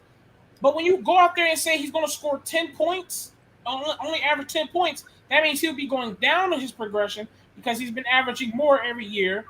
And you'll be calling him technically a role player, Rookie Rubio, if you're saying you're going to say 10 points. So that's not being fair. That's being biased. If you're going to be fair on his progression, you can say something like, okay, he's going to be around the same amount of scoring, but have more assists. Or you can say he's going to have less scoring, but it's going to be like maybe a point or two less, but a lot more assists. That's more fair. If you say 20, all that's literally saying is from where he's at is literally saying that he's going to be able to score more with Zach LaVine and DeMar DeRozan probably have to end up being double team or being focuses, and Lonzo can get open shots and score more. 20 is not fair. People, if you're going to analyze the person, use your actual analysis, not be biased to it. That's not far stretch if you say Lonzo Ball is averaging 20. Yes, it is. Yes, it is far stretch. Why, Dave? If If a team allows him to get let open shots, let Dave Bro, he's not come with his letting him contract. explain, bro. Like, first off, he's playing with a 30-point per game potential scorer, Zach LaVine, 2 great scorers. We got, like, if you look at this team, you got Nikola Vucevic, you have DeMar DeRozan, and you have Zach LaVine. Because we all agree those are guys who can average 25 a game. That's for sure. Yes. They can. Yes. They can. But that doesn't mean DeMar DeRozan is about to be averaging high in numbers. Good take. So it just doesn't. He can't. It's just going to be very hard to be seeing 20. Can I embrace your minds? Just because y'all see all these scores, don't think that all these scores is just going to be some high in numbers people. DeMar DeRozan, I bet you they got him for veteran experience for the playoffs and his veteran leadership. More than anything. DeMar DeRozan is looking at his future as in, I need a ring. People are telling me I can't get over the hump. That's his focus. Because older players think about championships. They think about the longer of their careers. They don't worry about how can I prove to everybody. DeMar feels like he already proved that he could be an all-star in this league. So you got to go out there. He don't got to go out there and take a. He don't got to go out there and take. He can. I'm not saying he can't. I'm saying. Hey, Rave, is anybody double teaming Lonzo Ball? Nobody's going to double team him. They're going to be on DeRozan. So that gives Ball all the opportunity to score. I agree with you, Rave. 100%. Right, I agree. 20. And Zach LaVine, okay, Zach LaVine might be getting higher numbers because why? They're saying, hey, bro, Zach LaVine, you going to take the team to the playoffs? Or are you going to prove what you got? You want your money? You better show us you want your money. So, yeah, he might go out there and prove his numbers. Don't you think? Okay, one second about the Zach LaVine situation. Ray, Zach LaVine just came basically playing in the playoffs in the championship game, basically going through the Olympics, right? So he had an extended season. The only one who didn't have an extended season is Lonzo Ball, Alex Caruso, Kobe White, Vucevic, and DeMar DeRozan, right? So their star player had an extended season. So when he first come back, I don't think he's going to come back full throttle.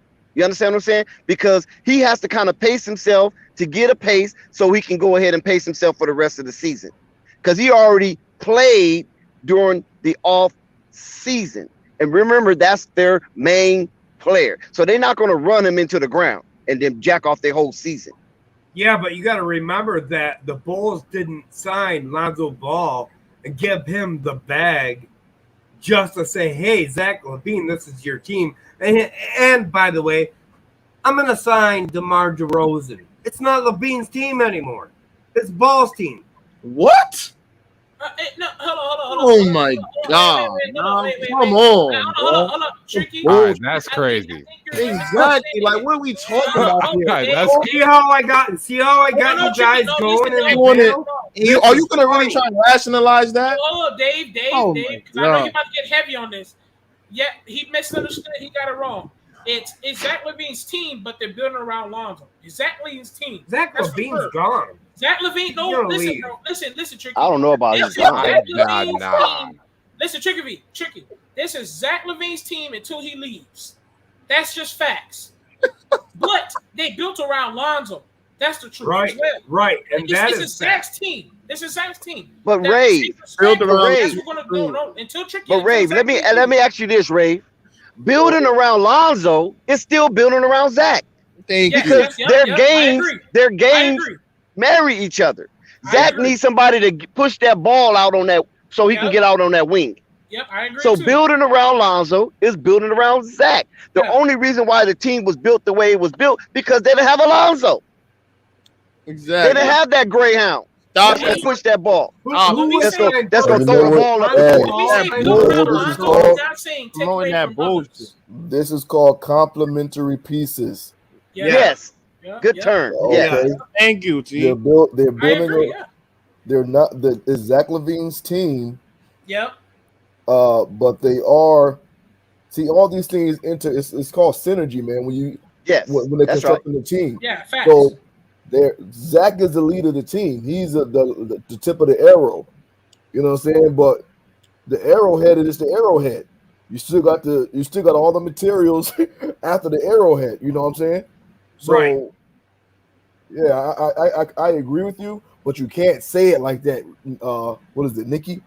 It was Hey, tricky, yeah. hey, Nikki Enrage. Nikki Enrage. I say it this way because I love reading the chat and I love them giving me shit. So you I'm just gonna troll say it. it. Nikki done got tipsy already. I can tell. No, I troll the chat time to time just to get them going, but most times I'm making a real take. And to piggyback honestly, off of it is Lonzo T-Sam. Ball's team. It's gonna be. No way. Okay, Right look, now, hold on one but second. it is. Let's get this Yeah, back in hold- perspective. No way. To It's piggyback Lonzo off of what Sam was saying, Not the is best that player. if you remember when Magic Johnson was on his media run, when he was on his media run, all he kept talking about was Lonzo Ball. Hold on, can I How say smart he was, how efficient he is with the ball, blah, blah, this, blah, blah, that. Tell him, Zach. In order for him to be successful, Lonzo Ball needs to have horses around him. In order for Lonzo Ball to be successful, he needs a new start. He needs to be refreshed. He needs to be rejuvenated. He needs a new location.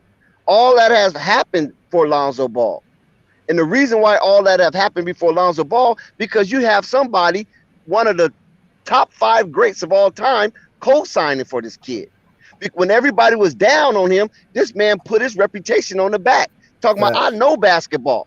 Facts. This is Magic Johnson. I know basketball. I don't care what y'all saying about this kid trying to drag his name through the mud. This kid got the highest IQ of all point guards in the league. And Chris Paul's still in the league. Hey, Dex. So and now, sir, yes, go ahead. and now that you mentioned that, look at all the people that were saying that Lonzo wasn't good and that he was a bust. You know what I'm saying? The majority of them were not ball players. And if they were ball players, they were not all-stars. When you start looking at the all-stars and superstars on what they think of Lonzo, all of them have good stuff to say about him.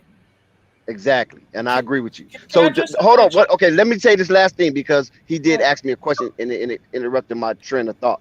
Now, when Magic Johnson said something, it was like, well, if he's such a good player, when he got some pushback, well, why the Pelicans not in the playoffs? And he said easy, because they get their buckets too hard. That's what Magic said. They get their buckets too hard. In order for you to be a success in the playoffs, you have to get easy buckets. This is coming from a 5-time champion, 3-time MVP. Yep. You have to get easy buckets. So when you go to the Bulls, which is a waning market, but is a major metropolitan city in North America, when you go to the Bulls and you start pumping them up, you're going to get these players easy buckets. And how is Lonzo is going to get these players easy buckets? Stop looking at Lonzo at 3-and-D. So you got to get that out your head. I keep trying to tell y'all, forget what happened in the Pelicans, forget what happened at the Lakers. This is brand new. He's on a new springboard. He's going to be running up and down that court like you never seen before. So he can get some 20-point games. I mean, he can average damn near 20-point game because they're going to have so many possessions of the ball because all they're going to do is run up and down like Phoenix used to do back in the day. And Steve Nash was averaging 20-some points. Can I address something? Can I address the chat, please? Chat, when I said 20, I was just saying that because y'all keep trying to confuse me when I said Alonzo averaging 20 and act like I said. I never said Alonzo's averaging 20. I was just saying that it's more respectable than saying that Lonzo's going to average 10 points per game. And yes, I've heard that. That is not a great analysis if you're going to say that Lonzo's only going to average 10 points per game. There's no way you can tell me that you know the game of basketball and watch that Lonzo said, I want you to do better and be an all-star, showing that he's improving, showing that everything's going up in points and whatever it is, and he's going to play point guard this year, and to say he's only going to average 10 points per game. Now, if you, like I said, that's what I meant. I wasn't saying with Tricky. I was just saying with Tricky that 20 points per game is not so far off because he can go out there and get you 20 out of nowhere. Yeah, really I mean, the chat is loving me, not you. Listen. You better hope Zoe don't become a first or second option because then he really is going to average 20 on your heads, and y'all will be surprised. So. Oh, you know what? I hope he gets 22. I'm not saying that Bro, would average happen. 20 though, That's not. man. I'm not And then saying that Dante. would happen. Hold up. I'm not saying that would happen. But I'm saying you better hope he doesn't become a huge focal point in their offense. Was He good. becomes that option out there where he ends up going. Soon as Ray- And that's what I'm Don't saying. be surprised. He got to develop into that. He's not that yet, bro. Hey, But no, not necessarily, Dave. Not necessarily. Not necessarily. And this is Yeah, why. what it takes. Because remember, Dave, remember when I rolled out those stats? I don't know if you was a part of the stream then. Remember, I rolled out those stats for those last 10 games, and Lonzo played, I believe, 7 of those 10 games. That was crucial and important for them to get into the playoff game. He has shown his level of maturity when he can bounce back from a bad game. Because out of those 7 games, Dex, I'm not disputing that. I'm not disputing in his bounce back. I'm saying develop into the point where it's like, all right, Lonzo, you are our second guy to score, and you got to be consistent every night. Is that the point you're trying to make? That's what I'm saying. Because those glimpses, superstar Dave, those glimpses of those 5 of those 7 games that was crucial, he's shown that he can hold the mantle. Yeah. You understand what I'm saying? He has what And that is why he's got the bag that he got. And this is why Magic Johnson was able to go out on that media circuit on behalf of Lonzo Ball, because he's seen what he's seen. And all he needs to do is be in a wide open space and run like a gazelle and get his team easy baskets. So to Dante, the question I have for you, Dante, I don't know if you think Chicago is going to run a slow pace or a half court type setting like the Pelicans ran, because there's no one there to stop the ball. Who's going to stop the ball? Right. You understand what I'm saying? There's no ball stopper. Right. And that's the thing too, because we hear everything that Lonzo said. We hear everything that DeMar said about DeMar, wanting them to unleash Lonzo, and then Lonzo keeps saying over and over in the interview that they're going to go up and down the floor. They're going to go up and down. They're going to go up and down. So that's the main reason why he went there. I don't like.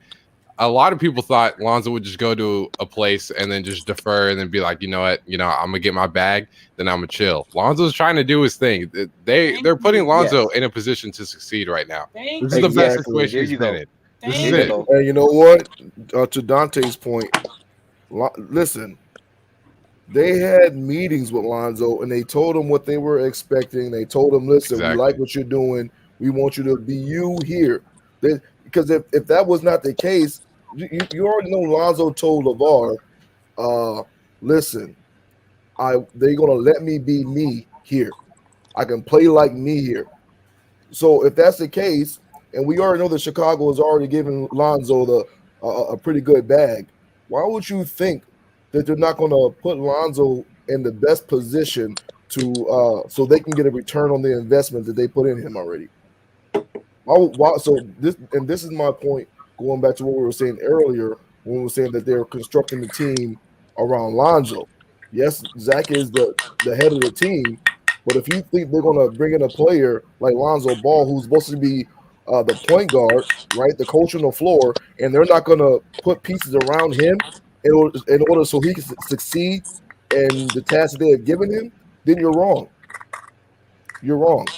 They're going to do everything that they need to do to make sure the Lonzo Ball is successful in what they've asked him to do. Facts. You know what? And you can say that, but just don't, like, my thing is just don't say that, like, this is Lonzo Ball's team. Because no, it's not. It's exactly. No, it is not. Dave. And I repeatedly told you. Dave, I repeatedly told you. Listen, Ray, Dave, I repeatedly told you, this is not Lonzo Ball's team. Zach LaVine is the face of the franchise. I was just saying that they built around Lonzo, and it complements Zach LaVine as well. Like everybody's saying, all works together, and that's what I meant. When people say that it's Lonzo's team, no, that's just disrespectful. Until Zach LaVine leaves, that's going to be Zach LaVine's team. But they are building around Lonzo. That's all I was just saying. And Zach LaVine don't care. Zach ain't leaving. Zach doesn't care. Right. Thank you. He doesn't care. It's Zach LaVine's team, but they're building around Lonzo's skill set. Yeah, he wants this. Zach wants this. And let me also share with you, superstar Dave James, and what's up, Athletic One? Shout out to you too. And Dante, let me share this also with you. The Bulls have, not should, not want to, not maybe. The Bulls have to make the playoffs. You understand what I'm saying? Yeah. They have to. That's a fact. This is like basically a dictate coming from Adam Silver. Do what you need to do, Bulls. Pay who you need to pay. Get the bodies in the seats. Get this man his extension, and get your red butt in the playoffs. Right. Because this market is too big for you guys to be swallowing mire, swallowing in the swamps. This market is way too big, and the city is way too beautiful. Right. They lose some money in Chicago right now. Right. Yes. Let me tell you something. And to add on that, let me add on that real quick too. Go ahead, bro. On the Bulls, they have to make the playoffs. I mean, not only for Zach LaVine too, but we also got to remember, man, Billy Donovan is in the hot seat right now. If he can't make the playoffs, good take. With this team, he's gone. Wow. He's out of there. So he's gonna be scrambling. But he's gonna figure this out. Dante, I don't understand when people say it because Billy Donovan is known to make the playoffs. I know. But not with the Bulls. In OKC. Last year was his first year, guys. Give him, that was the first year he didn't make the playoffs. But the thing is, and that was the first time the Bulls won 30 or more games. In Billy like 5 Donovan years. stumbled into KD. He still did Durant, something that no other coach did there. Stumbled in like 5 into years. Athletic. That doesn't James mean Harden, anything right now. Trust me. Russell Westbrook. They better get their butts in the playoffs or heads but gonna roll. As a coach, you got to give. As a coach, you got to get your horses before you be judged. Why you think they're getting them? I know. Why people starting to think his horses? Yeah, why people starting to think, oh, is it Lonzo team, is it Zach team? No, it's not Lonzo team, it's Zach team. But Lonzo is right up there. You feel me? Right after Zach, it's Lonzo. It ain't no Vooch, it ain't no DeRozan, it ain't no Kobe White. Right, you're right, Dex. Billy Donovan's history is what? Point guard. He drives the point guard. He runs the shit out of his point guard. Right. So he gives him a lot of responsibility. In the game behind the game, thank you. They telling Lonzo, look, Lonzo, come on, man. This is it. You got Magic Johnson. Listen what I'm trying to tell you. You got Magic Johnson on the media circuit. Parading this boy IQ. Come on, man. Who does that? You don't even play for the Lakers. And that's another thing also that got to kill this bad narrative going around that Zach, Zoe, and DeRozan, that 3-guard lineup won't work. But Billy's used to that. He did that at OKC with a 3-guard lineup. And that's the thing too. A lot of people said Zach it's going to be hard for Zoe to play with Zach because Zach is so ball dominant, but they don't talk about how good off the ball he is. If you check the stats, he ranked first in the league. Yeah, off ball without Lonzo. Exactly. He was one of the best cutters and Dave. 3-point shooters in the league. So this is gonna work. You want to take the pressure off Zach when it comes to ball handling, doing all those things. You just want him to score. That's what Zach is on the team for, and that's what's gonna happen next year. So he's not going to interfere with Lonzo, running point guard. You're gonna have to chase. How can you stop a Lonzo Vucevic pick and roll with Zach and DeMar coming off the screens? How are you gonna stop that? That's scary. Scary hours. That's Zach tough. is elite without the basketball. And here's what people gotta also understand, man. It's not good. Here's what people gotta understand is you're putting a team not that can all get 20 and all that scoring, but you gotta also think you're putting a team together that has high IQ. Not only DeRozan is passing, not only Zach LaVine's passing, you even have Vucevic that's going to hit you behind the back on cuts. Mr. Steven Adams and Brandon Ingram don't want to pass him on cuts from Lonzo. So it's going to happen. All right? Everybody's going to pass the ball. God, bro. Remember that nigga. That nigga was trash. Yeah, that's a good take too. Yeah, exactly. And a lot of people wants to believe that Lonzo was not good off the pick and roll. I put up a video, right? But this was the only really video I have because I'm a Laker fan, and so I used to go to the Laker games. And so I didn't do it by design. Of course, I didn't do it by design. But I'm just recording in the Lakers, down by the floor seats. I'm recording. Shout out to the Lakers and the floor seat. Okay, look. So I'm recording, and they blitz Lonzo, right? Lonzo have the ball at the top of the key on the arc. And LeBron pops up. McGee pulls towards the corner, right? Towards the corner. to bring out Joker, and Joker really don't bite because he knows JaVale McGee is not finna shoot no shot. You know what I'm saying? He know that's just a setup to try to drag him out the paint to clear the paint. So what happened was Lonzo came around the pick and roll with LeBron James because this was the IQ. Came around the pick and roll with LeBron James. Now Boots gonna have to commit. Either you're gonna have to follow McGee or go to LeBron. And if you go to LeBron, then LeBron could dump it down to McGee for a slam dunk. So most players, they don't want to allow their player to make the bucket. So Boots go ahead and try to cheat towards JaVale McGee. Lonzo come around the pick and roll. This was so sweet and it was so fast. You understand what I'm saying? It happens that fast. They blitz Lonzo. The double team him. The guard and the forward blitz Lonzo to double team him, and he dumped it to LeBron James for an easy left-hand layup. And I was like, I could have sworn I heard this on somebody's stream that Lonzo can't do nothing out the double team or the pick and roll. And so I put it on my Instagram because I was just happened to go through my library in my video and come over that video. And I looked at it. I was like, oh, shit. This is exactly what they said he couldn't do. And I have the footage, like, personally, I had the footage myself. And so I put it on my Instagram, and I was like, so I tagged a few people, you know what I'm saying, who might have witnessed that stream. And I was like, look at this. Look how easy Lonzo come out that pick and roll that fast when the double team is being blitzed to him, where a lot of people would have just picked up their dribble. You understand what I'm saying? Yeah, that's why consistency, right? You gotta do no, it. Man, he is consistent. That's why when I first heard people start saying that Lonzo wasn't good at the pick and roll, I was like, what footage are y'all watching? Are you watching Are you watching every instance, the few of them where he didn't perform in the pick and roll? Because bro, that's what the film they're literally breaking down film of plays where he didn't do good. Like that shit just like that's mind blowing. Hate take athletic. It's called hate takes. It's mind I don't like take you. Away I got hate. play. Hey, bro. I got plays where I missed the ball, but I got a lot more plays where I made plays. So yeah, but you got to do it like 80% of the time. It's mistakes. It's called hate takes. Look, athletic. I don't like you, so I'm gonna start a fake narrative. I don't like you, so I'm gonna try and make up cap. That's what people love doing, man. And it happens to Lonzo all the time where you hear he can't shoot. He's not a good passer in the half court. He's just a transition passer. He's an overrated defender. All these things. He doesn't love basketball, which is what I heard. I was crazy. So Nikki, this question for you, Nikki. 5v5. So Nikki, this question for you. So when's the last time you seen Lonzo blow a pick and roll when he's with a scoring center? I don't watch that cat. He's not. I'll watch him now that he's in Chicago, but I would say last time was in LA. In New Orleans, like I didn't follow him.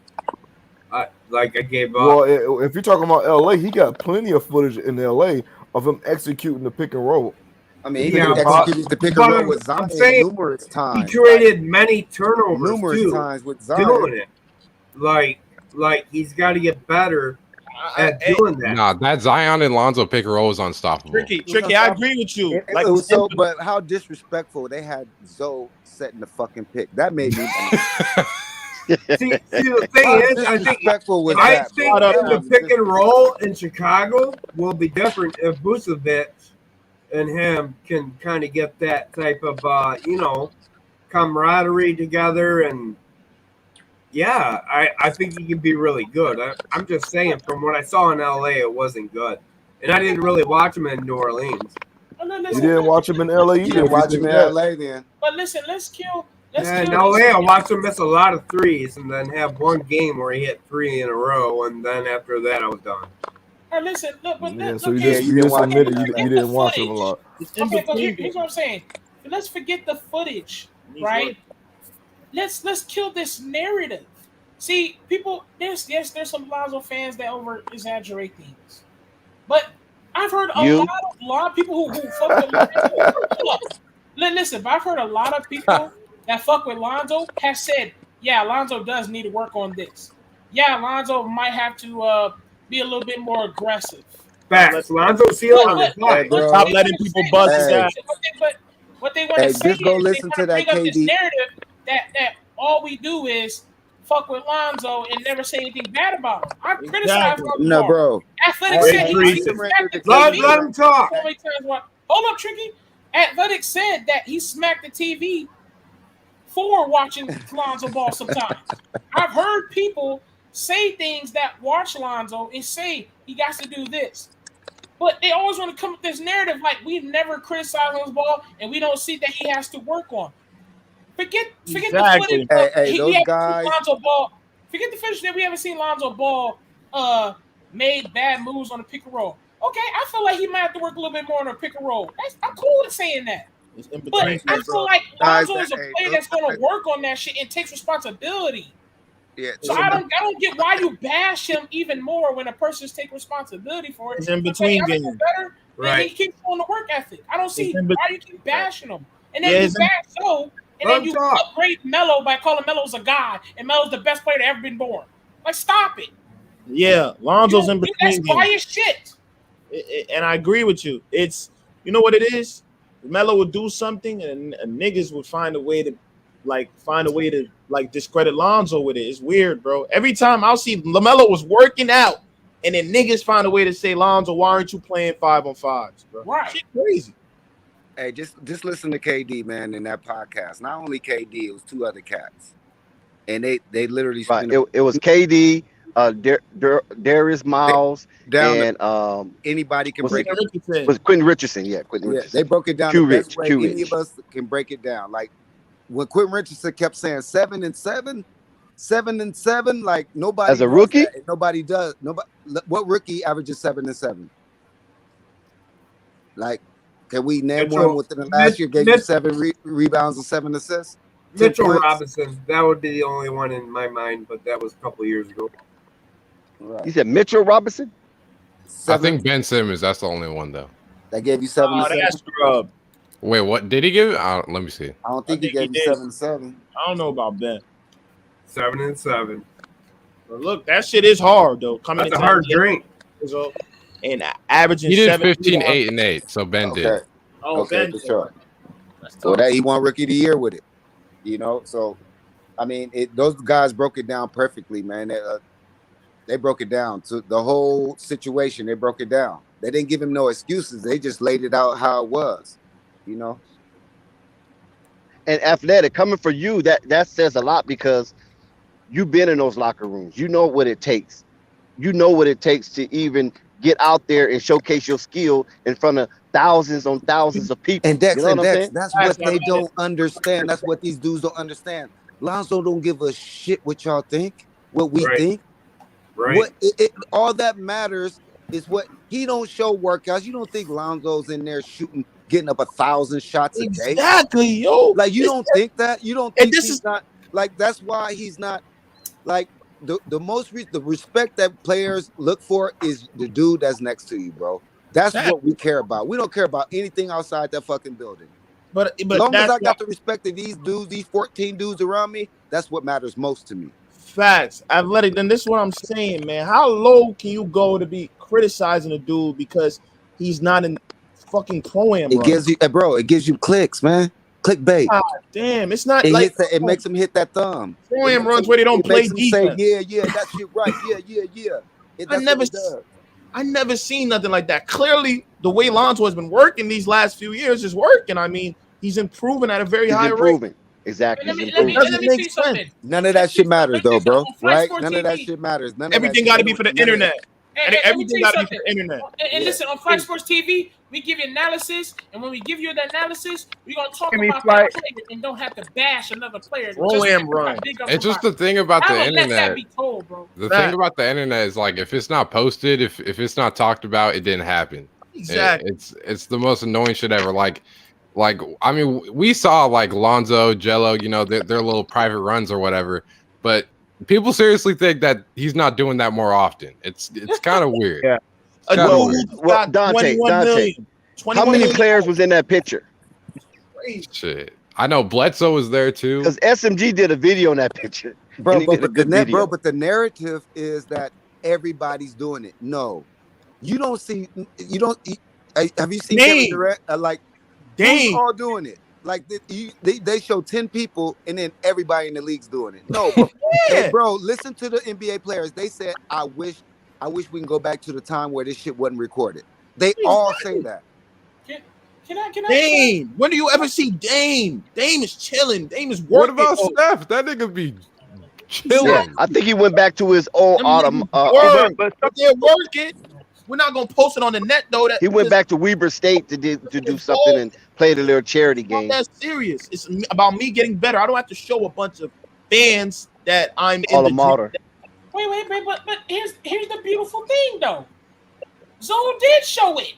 If you go to his Instagram, he's posted more videos than he's ever posted about him warming up and practicing his skills. Here's the narrative. Go ahead. Here's a narrative though, Ray, that are here. That's not enough for niggas. Oh, we want to see you versus 5-on-5 competition, Lonzo. Well, go to pro-am runs. Why aren't you don't get invited to NBA runs?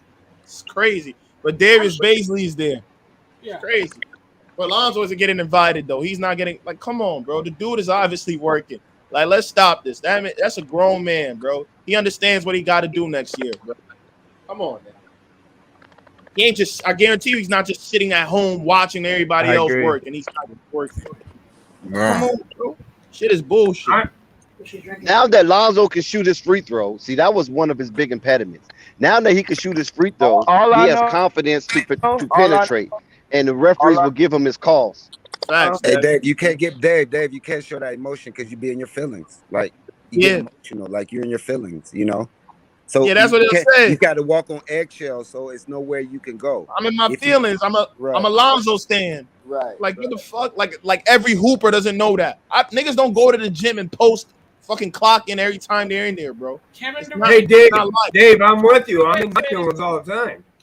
Kevin Durant. Gotta be. Listen, hold on. Kevin Durant said it best. He said, I had to stop being with the crowd and listening to the crowd. And he even admitted he used to be one of those that was trying to low-key always down Lonzo. And he said, look, I'm going to see this player for what he is. I'm going to look at him, look at his stats, actually pay attention to film and what he's doing. He said, and when I did that, this kid is actually a problem. So, and he said he disrupts a game. All right, that's huge. He disrupts real NBA analysis by playing hard. But nobody does that anymore. But then they want to listen. But then they want to listen to dudes who hasn't played a game in the NBA. Don't even play real ball in real life, bro. In the NBA says that Lonzo Ball is actually good, but y'all want to listen to dudes who never even touched the NBA court yet. Like summer runs, like it's crazy. So what do you want Lonzo to go play in a fucking rec pro-am league? Like, what do you want to see? What is that proving, bro? He's gonna kill a bunch of dudes that don't play defense. And honestly, those dudes is playing 50% because nobody wants an injury. So they getting a hand in your face. They letting you dunk. It's windmill dunks and all kind of dunk back. Them niggas ain't letting that shit happen. No basketball, bro. It's not real. It's absurd. It's a bag show off. They're just showing off each other's bags, bro. Exactly. Why you think all showcase? Why you think all these niggas do that shit and they don't kill in the league? It's an all-star game. Come on now.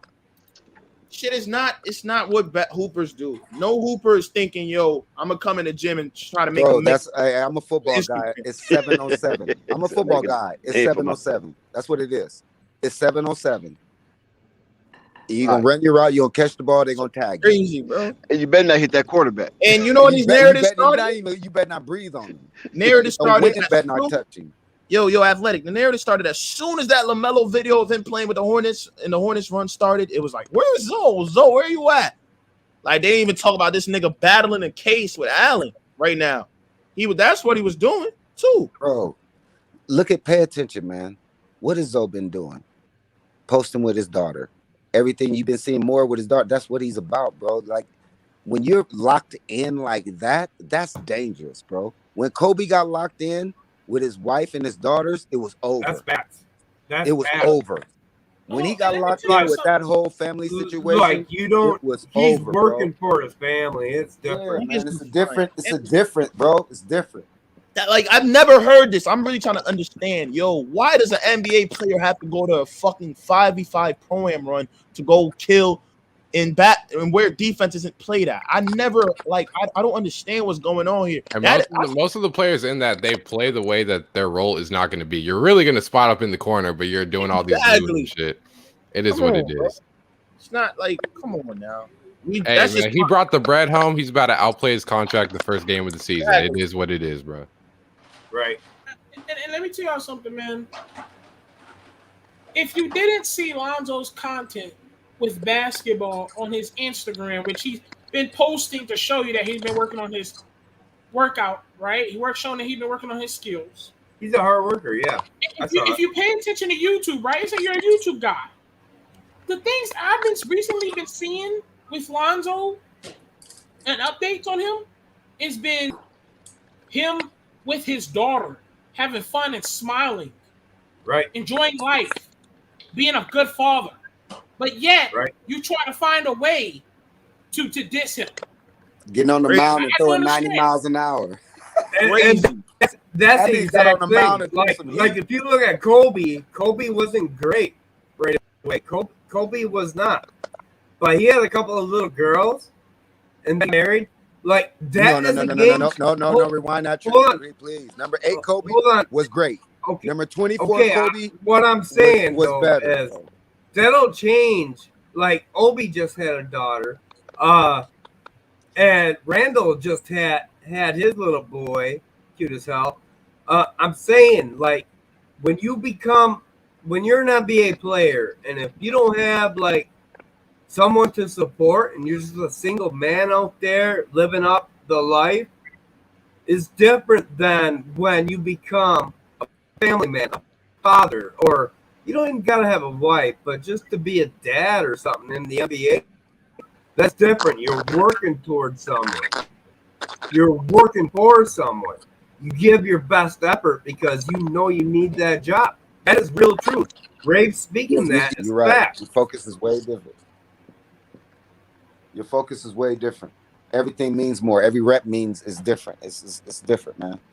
Yeah, man. Way different. Lonzo Ball doesn't love basketball. It's crazy. I mean, if you listen to his dad, what was his therapy? Every time he got in trouble, every time he was when he was sick, every time he felt down about something, what did he go do? Facts. Crazy. All these things are said about Lonzo Ball. It's crazy. The hatred for this dude is crazy. But it's how the world is, man. I don't think it's hatred for him. I think in people's eyes, he's had a chance. He didn't do it, and Melo is the new shiny toy, and deservingly so, because the kid is phenomenal. Yeah, he's phenomenal. Right. Deservingly so phenomenal. But don't let's lift them all up. You know what I'm saying? Especially when don't kick somebody when they're down, so-called down. Right. To me, and I don't even think it's. He was just. I think Lonzo went through the fire. To go through the fire, he went through the fire. He had to go through. Like everybody's journey is different. Like, I don't think it's hate. And Melo went through the journey. He went through the fire with his journey. You know what I'm saying? Trying to think of the word, but I can't. Shit, some of it is hate. Don't be nice guy. Some of it is hate. I'm beating around the bush. Dad. Deep personal hate. A lot of it is hate, but I like a lot of it. A lot of it has to do with like these guys put a lot of stock into Lonzo, and then what he doesn't. Or when he didn't his rookie year, like be everything that they thought. Yo, disappointment turned into Dante, hold it down for 10 minutes. I'm about to upload some shit. I bet I got you, dog. Hey, let me tell y'all something. Brace yourselves.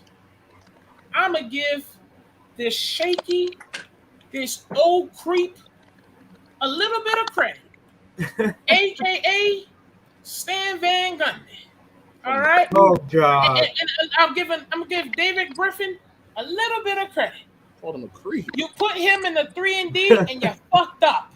All right, because you know what? And I'm gonna tell you why you fucked up. What you did was you just maximized Lonzo Ball's. His value got better. Yeah. That means he showed a little bit. You hear what you said? You maximize Lonzo Ball. Pause. Wait, all right. Pause. You gotta catch yourself. Pause. All right. Let's. I'm not thinking that way. Anyways, what you did was you fucked up. You thought he was gonna fail, And what you did was you created an image that showed some people some half court play. I don't even think it was Stan Van Gundy, man. I think it was David Griffin. That he can't play half court, and he showed that he could play off the ball and play that around the half court. Yeah, that did big for him. Yeah, that really did big for him. I believe that was big for Lonzo in the development and the maturation of his game. I agree 100%.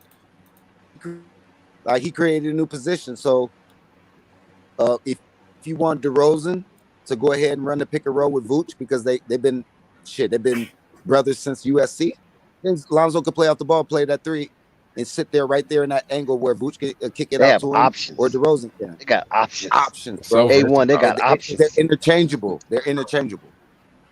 I think Dante Mike can explain that better than I can.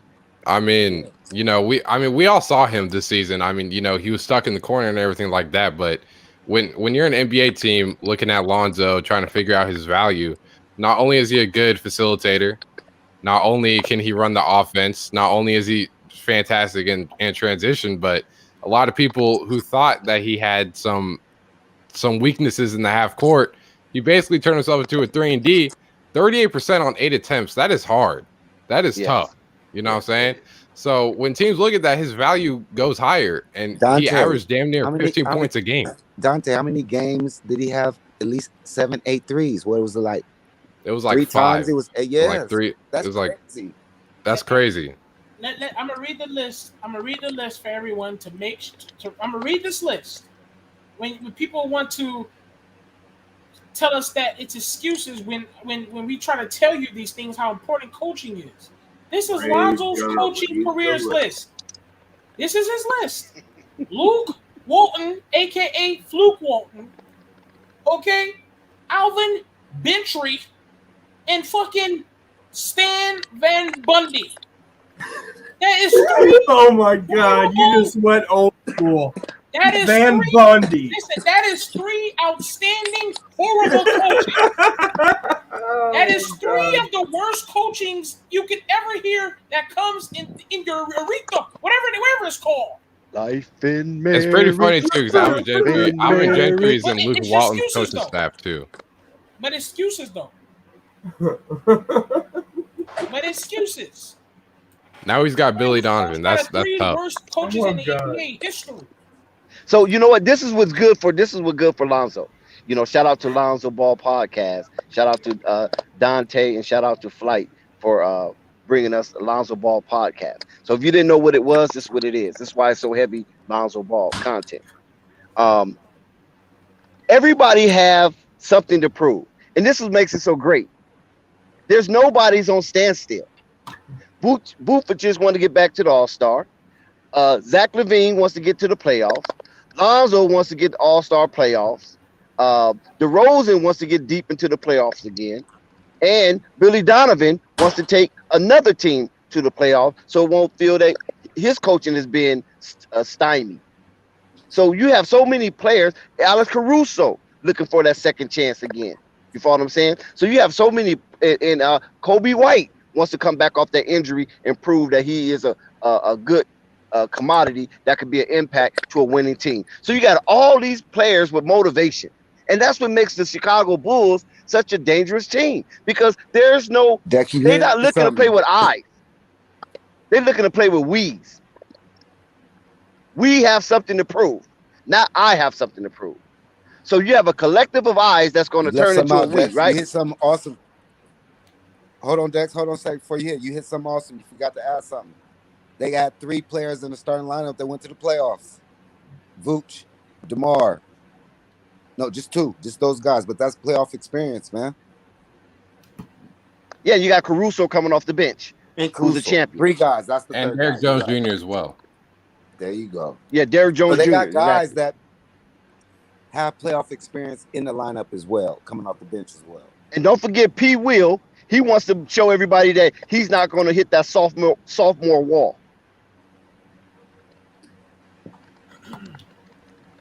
So honestly, everybody has motivation. If he can give us a double-double, that's winning. Y'all cook up. And that's what you need, a collective of bodies, like A1 in hoop jargon, how they always try to explain to us. You need a collective of body for one common cause. And that one common cause is take your motivation, so you don't need no self-motivation. I mean, bulletin material is extra, but you already have internal motivation because you have something to prove within yourself, game in and game out. And you gotta know, you gotta know somebody has your back. And I think they know that now. Like, somebody's got their back on that team. And the reason I'm saying it, and I know I'm gonna bring up my next, is because like with depth comes team character. And when you got that, and the Bulls got some depth now, sign those guys. So to have that is huge. You need to have that. You need to know, like, hey, if I'm not doing well, I got this guy in my corner. He's got my back. He'll help me out. You got to have it. Because what Lonzo showed me when he played Philly that year, Philly was the number one seed. You don't read the. Oh, go ahead, A1. I'm sorry, brother. No. Go ahead. No, I'm saying Lonzo showed me a whole lot. You know what I'm saying? When he played Philly, because I really watched this game with the intensity, because they had no Zion, they had no Ingram that game.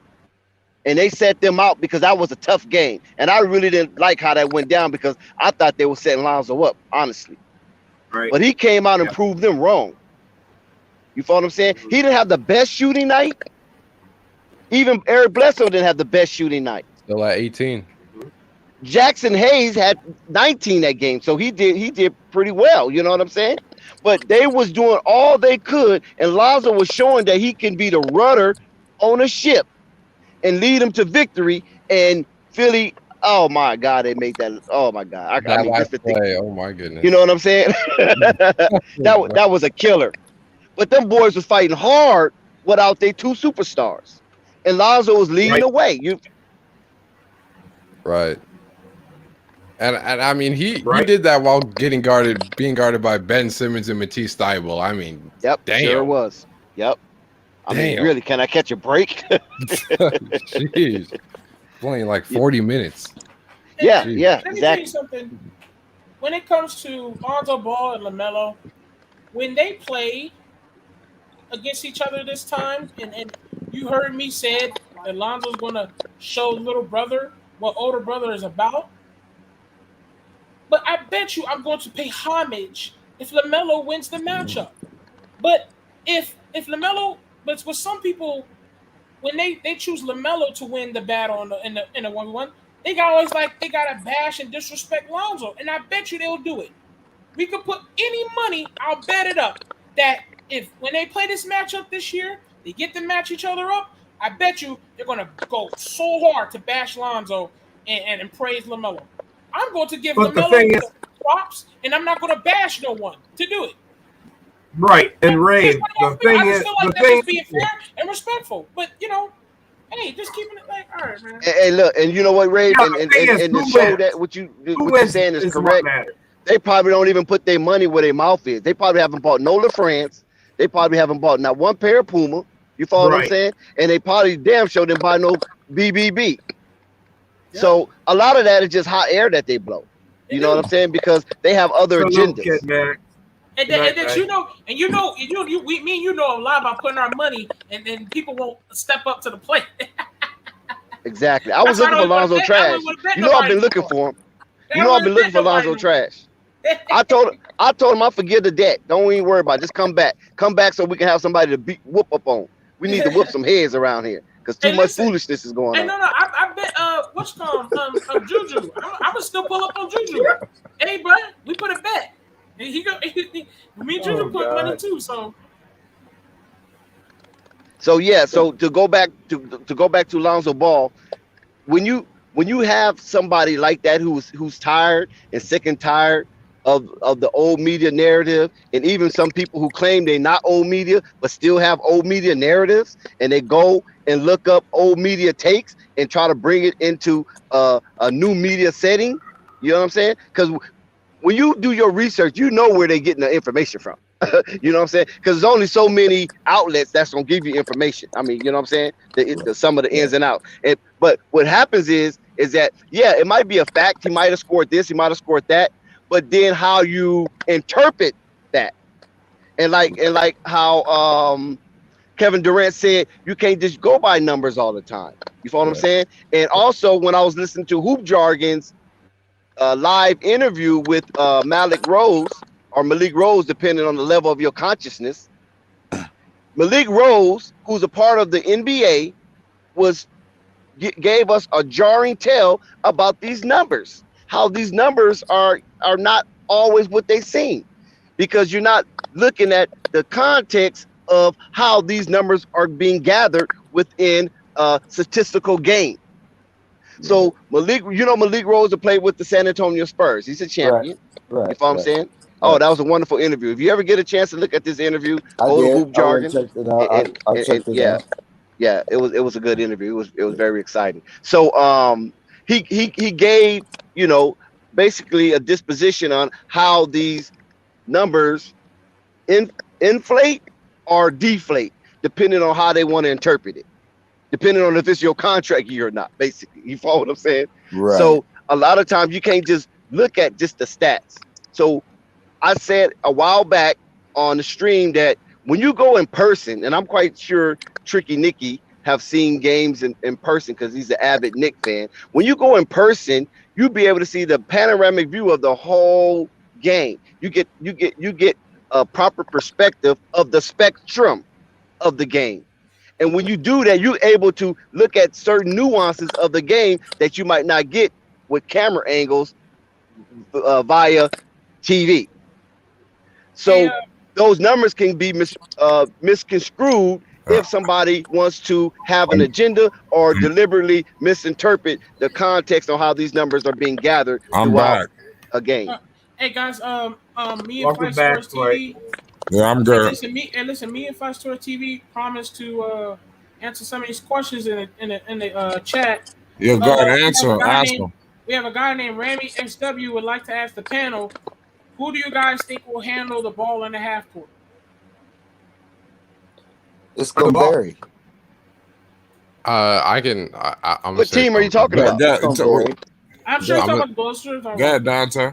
I'm gonna say something about that real quick. I think they'll give Lonzo a chance during the season.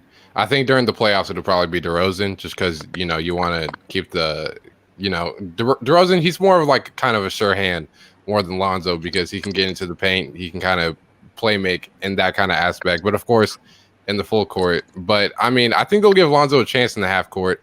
He was good last season in the half court and the pick and roll and everything like that. It just wasn't high volume. It was a pretty low volume because they didn't really want to do pick and roll with Lonzo that much. So I think they'll give Lonzo a chance this season. And then if he does well, then he's gonna do it for the playoffs. But I guess we'll just have to see. I don't know. It's kind of hard to tell right now. So, I agree. Dante, I agree. Dante, you kind of said it. So you're saying, like, let's say, like, for example, Lonzo's doing his best to complete his game, right? So if he goes out there this year with more of his finishing, be able to finish at the rim, can you see them leaning towards Lonzo and not changing up the game plan, leaning towards Lonzo running the half court, not just the regular season but the playoffs? You can still see that? For sure. I mean, because at that point Lonzo would be more dynamic than DeRozan, because he can also shoot the three. So it, like, when it comes to that pick and roll and stuff, Lonzo coming off of the pick, if they go under, he could shoot it. If you go under on DeRozan, he's not going to shoot the three. So it's a lot more dynamic. And plus, DeRozan, he's more dangerous off ball than Lonzo right now. So I mean, there's a lot of positives when it comes to it. But I do think that if he does well, then he's going to get that chance in the playoffs. But if he's all right, if he's mediocre, then it's going to be DeRozan, and I'm fine with that. Dante, I just think I think they signed DeRozan can run the second unit. They signed Lonzo Ball Facts. to be the guy to handle the ball. They didn't give Lonzo that money if Lonzo Ball wasn't capable of running it in the half court. I'm telling you, it's Lonzo Ball.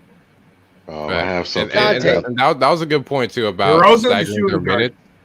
Like if you stagger, I feel like what they're probably gonna do is they're gonna put DeRozan and Vucevic in at the same time for spacing, and then they're gonna put Lonzo and LaVine, and they're probably gonna stagger those kind of minutes. Yes. Yeah. Now Dante, Ray, let me ask Dante a question. Dante, do you think that Zach is going to be moving without the ball more than he ever have? For sure, 100%. And I think he's completely down with that. I mean, he's going to be super efficient this year. It's going to be insane. I think he's down with that because, I mean, when you have DeRozan and Lonzo, who are better playmakers than LaVine, and and by that point as well, he's going to buy in more defensively because he won't have to expand as much energy on the offensive end if he creates a shot every single time. You know, if you have Lonzo and DeRozan playmaking for you, spawn you up in the corner, or you're just cutting, doing a simple layup, easy dunk, then it's easy. You know, you can spend more energy on the defensive end, and that's why, you know, I think they're going to be a better defensive team than people think. But I think he's going to be off ball so much, a lot. Right, that's a great point. What you just said, like DeRozan, you know, I see him more. And they be guarding the team's third. I see him more fitting with the Bulls, being a catch and shoot guy, like type, and that way he can spend energy at the defensive end. I totally agree with Dante on that point. Like, I can see that, and people are sleeping on the Bulls. They're going to be really good defensive because they got a lot of guys, you know, and not everybody's got to play defense, but you also got to get offense. And my bad, not everybody's got to play offense, but you got to have that catch and shoot guy. So you got that catch and shoot guy. I mean, he's not wasting his energy on the offensive end of the floor, so he can put the effort towards on the defensive end. And yeah, good point, Dante. I think Lonzo. Peace. I got. Hey, what's up, Merv? Go ahead, speak it up, bro. I was gonna say two things. That one, you can't sit here and not allow Lonzo to have some control of the offense in the half court, especially when you gave him $85 million. That's just a waste of money. Right. So you're going to have to be able to use him to make use of him in that spectrum. And I think Lonzo's going to be very efficient at doing that. And number two, we have to literally basically, this is why we have to really do our homework on Lonzo Ball, because many folks don't realize that he actually finished well at the rim last season. He finished 60% at the rim last season. Yep. Now, it was don't actually kill him like that. Hold on. Don't kill him like that. Hold on, Ray. Hold on. I'm not done cooking yet. I'm not done cooking yet. And if someone wants to look it up, they can go check at NBA.com. You can go look at his shooting split. They don't want to look it up though. You see that between 5 feet into the rim, he actually finished 60%. Lonzo Ball's biggest issue is the 5 feet to 9 feet area that he has to get better at. That if he can't get to the rim, that little floater, that little area where you got to be able to be a little crafty, like with floaters and stuff. That's where he has to get floater. Right. Yeah, that's where he. Right. Yeah, that's where he really has to get better at. So not it's his like mid-range, that's but just inside his mid-range. just inside. Yeah, just inside. That's what he really has to focus and get better at. He basically in between games. So Lonzo gets better as that. Sky's the limit for him. But please, that's please, his real focus. Please don't do that. Me and Athletic, we're just Lonzo stands, and we don't know what we're talking about. Don't say that. Don't give them the facts like that. We over here we cack on Flight Sports TV. Don't say that. We're just people making shit up, right? We just make people shit up, right? Man, Raven's messing. Raven's messing with us. Man, because this is why you do your homework, man. That's the narrative. We're always Lonzo stands. Hey, don't worry about the narrative. Worry about what you actually do. Because I do my research. Like, I look up things, and if I don't know something, I won't even talk about it. But what I will do is I'll click the plus sign at the top of my computer screen. I'll Google that shit. That way I know a little bit about it. So I can talk on it. And people know we actually look up and do our research. And if they don't, who cares? I ignore that crap. No, I was just being sarcastic because there's always a narrative because we say that when we say that Lonzo Ball is working on his game, people call us, we're just being it's Lonzo not out of stands, my you're mouth. just being biased. I bring it out the horse's mouth. Hey, one thing I learned though is honestly, if you're on a panel of any sort, you really shouldn't even read or look at the chat. Just know your facts. I've been trying to check out the chat though, just for the fact that I want to read some of the questions, man. I answer some of the questions, man. I think Flight persuaded me to also look at the chat for questions, man. Like, I do want everybody involved, man. We here for the people, we here for everybody, man. That's Right. all. I agree. There's both views. I'm just saying, like, if someone's talking to you, you don't look at that person. Just let them say whatever they're saying and ignore it. Rules are made to be broken, brother. Oh yeah. Oh, trust me. Don't get fucked up. There's been times we ignored the hell out of the chat. Right. But you got to give respect to the chat too. So I agree with your point. Shout out to the chat. There's a lot of not fans. Tricky, what part of New York you from? I'm from Detroit. Oh, you're not even from New York. No, I'm from Detroit. Like, so how the hell you became a Knicks fan again? Man, I thought I told this story. I gotta say it again. I will. Yeah, you did. I forgot.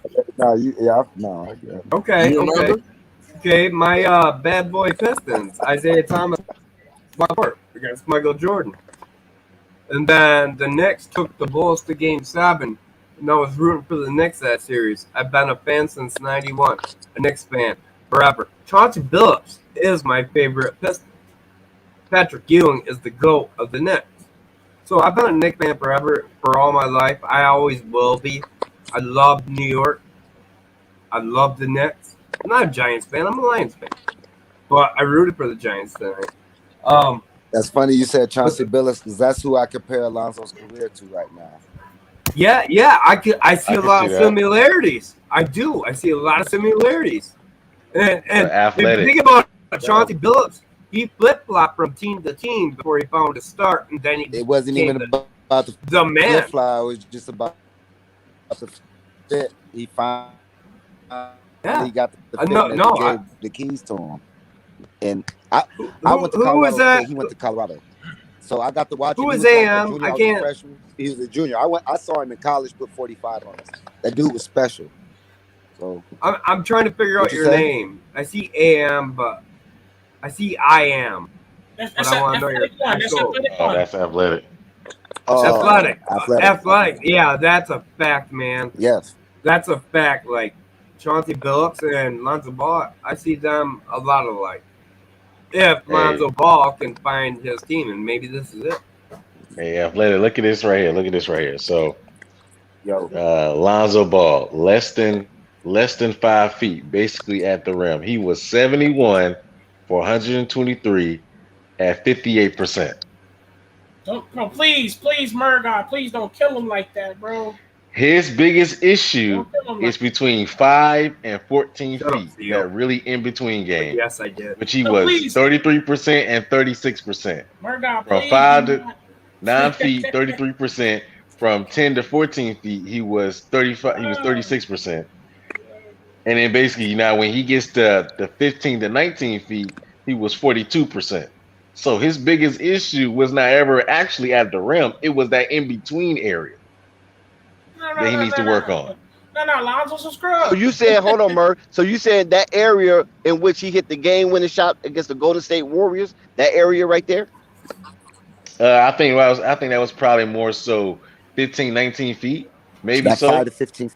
Yeah, but at 5 to 15 feet right there, that's his area that he really needs to work on. Can I say something, guys, real quick, so the chat actually knows me a little bit? Like, look at Miguel Cabrera, Patrick Ewing, Detroit Lions. That's where his. But I'm a Knicks fan. Oh, with that Detroit Lion hat, though. Oh yeah. I feel sorry for your losses. I know. Hey, I haven't watched the Knicks win since I was born. I haven't watched the Lions win since I was born. Pistons got me 3 since I've been alive. The Red Wings got me many. The Detroit Lions was going to trade for Athletic One, right here, and he refused to trade. He said he'd rather walk on the beach. Team right here, I want one. Just like everybody wants one. We all want one. We're waiting for for the ring. We're waiting for the chip. But just so you guys know, yeah.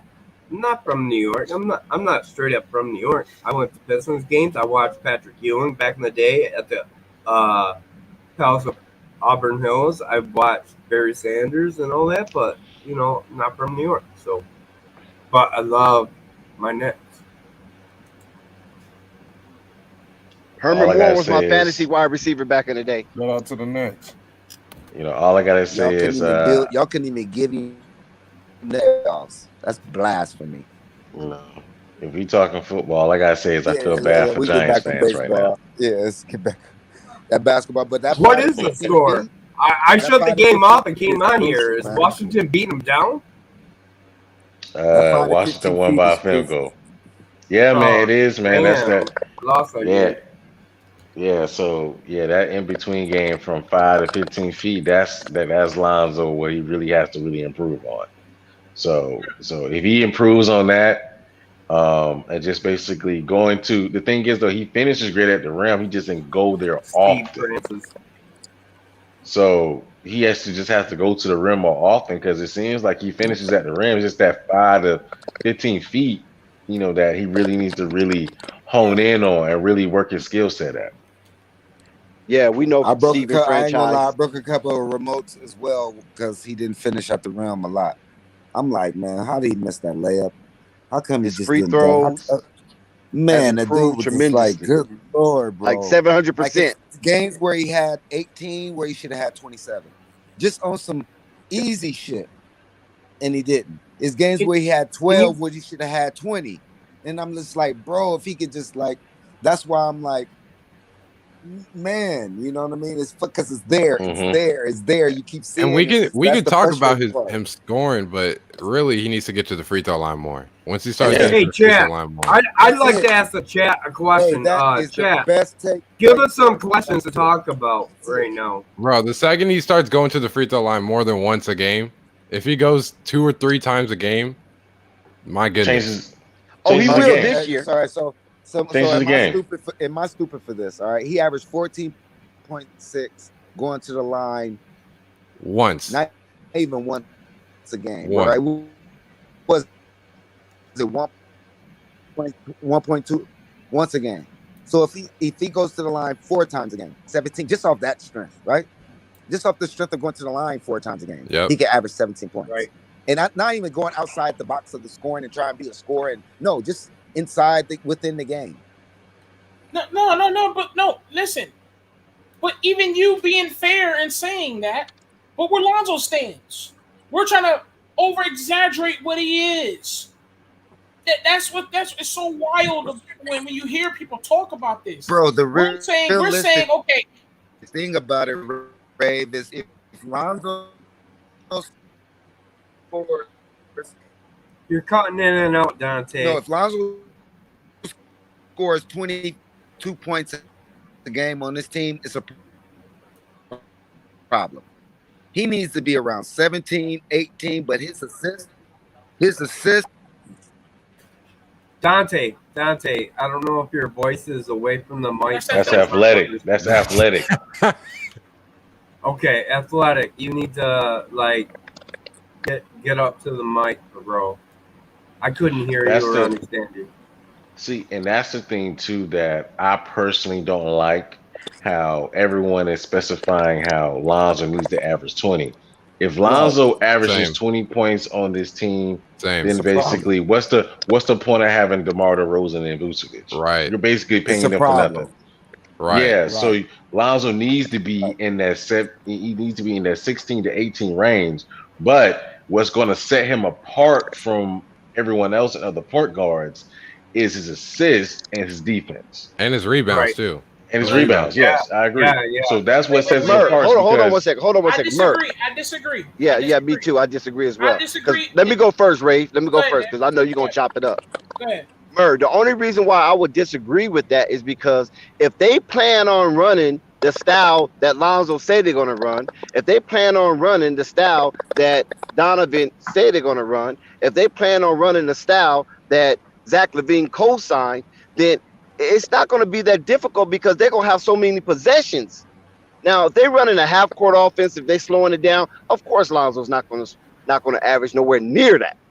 But if they running up and down the court, rebounds miss, you follow what I'm saying? And running, it's going to be almost like a what's the boy name? Steve Nash. It's almost going to be something to that nature. And Steve Nash is only what 6'1", 6'2".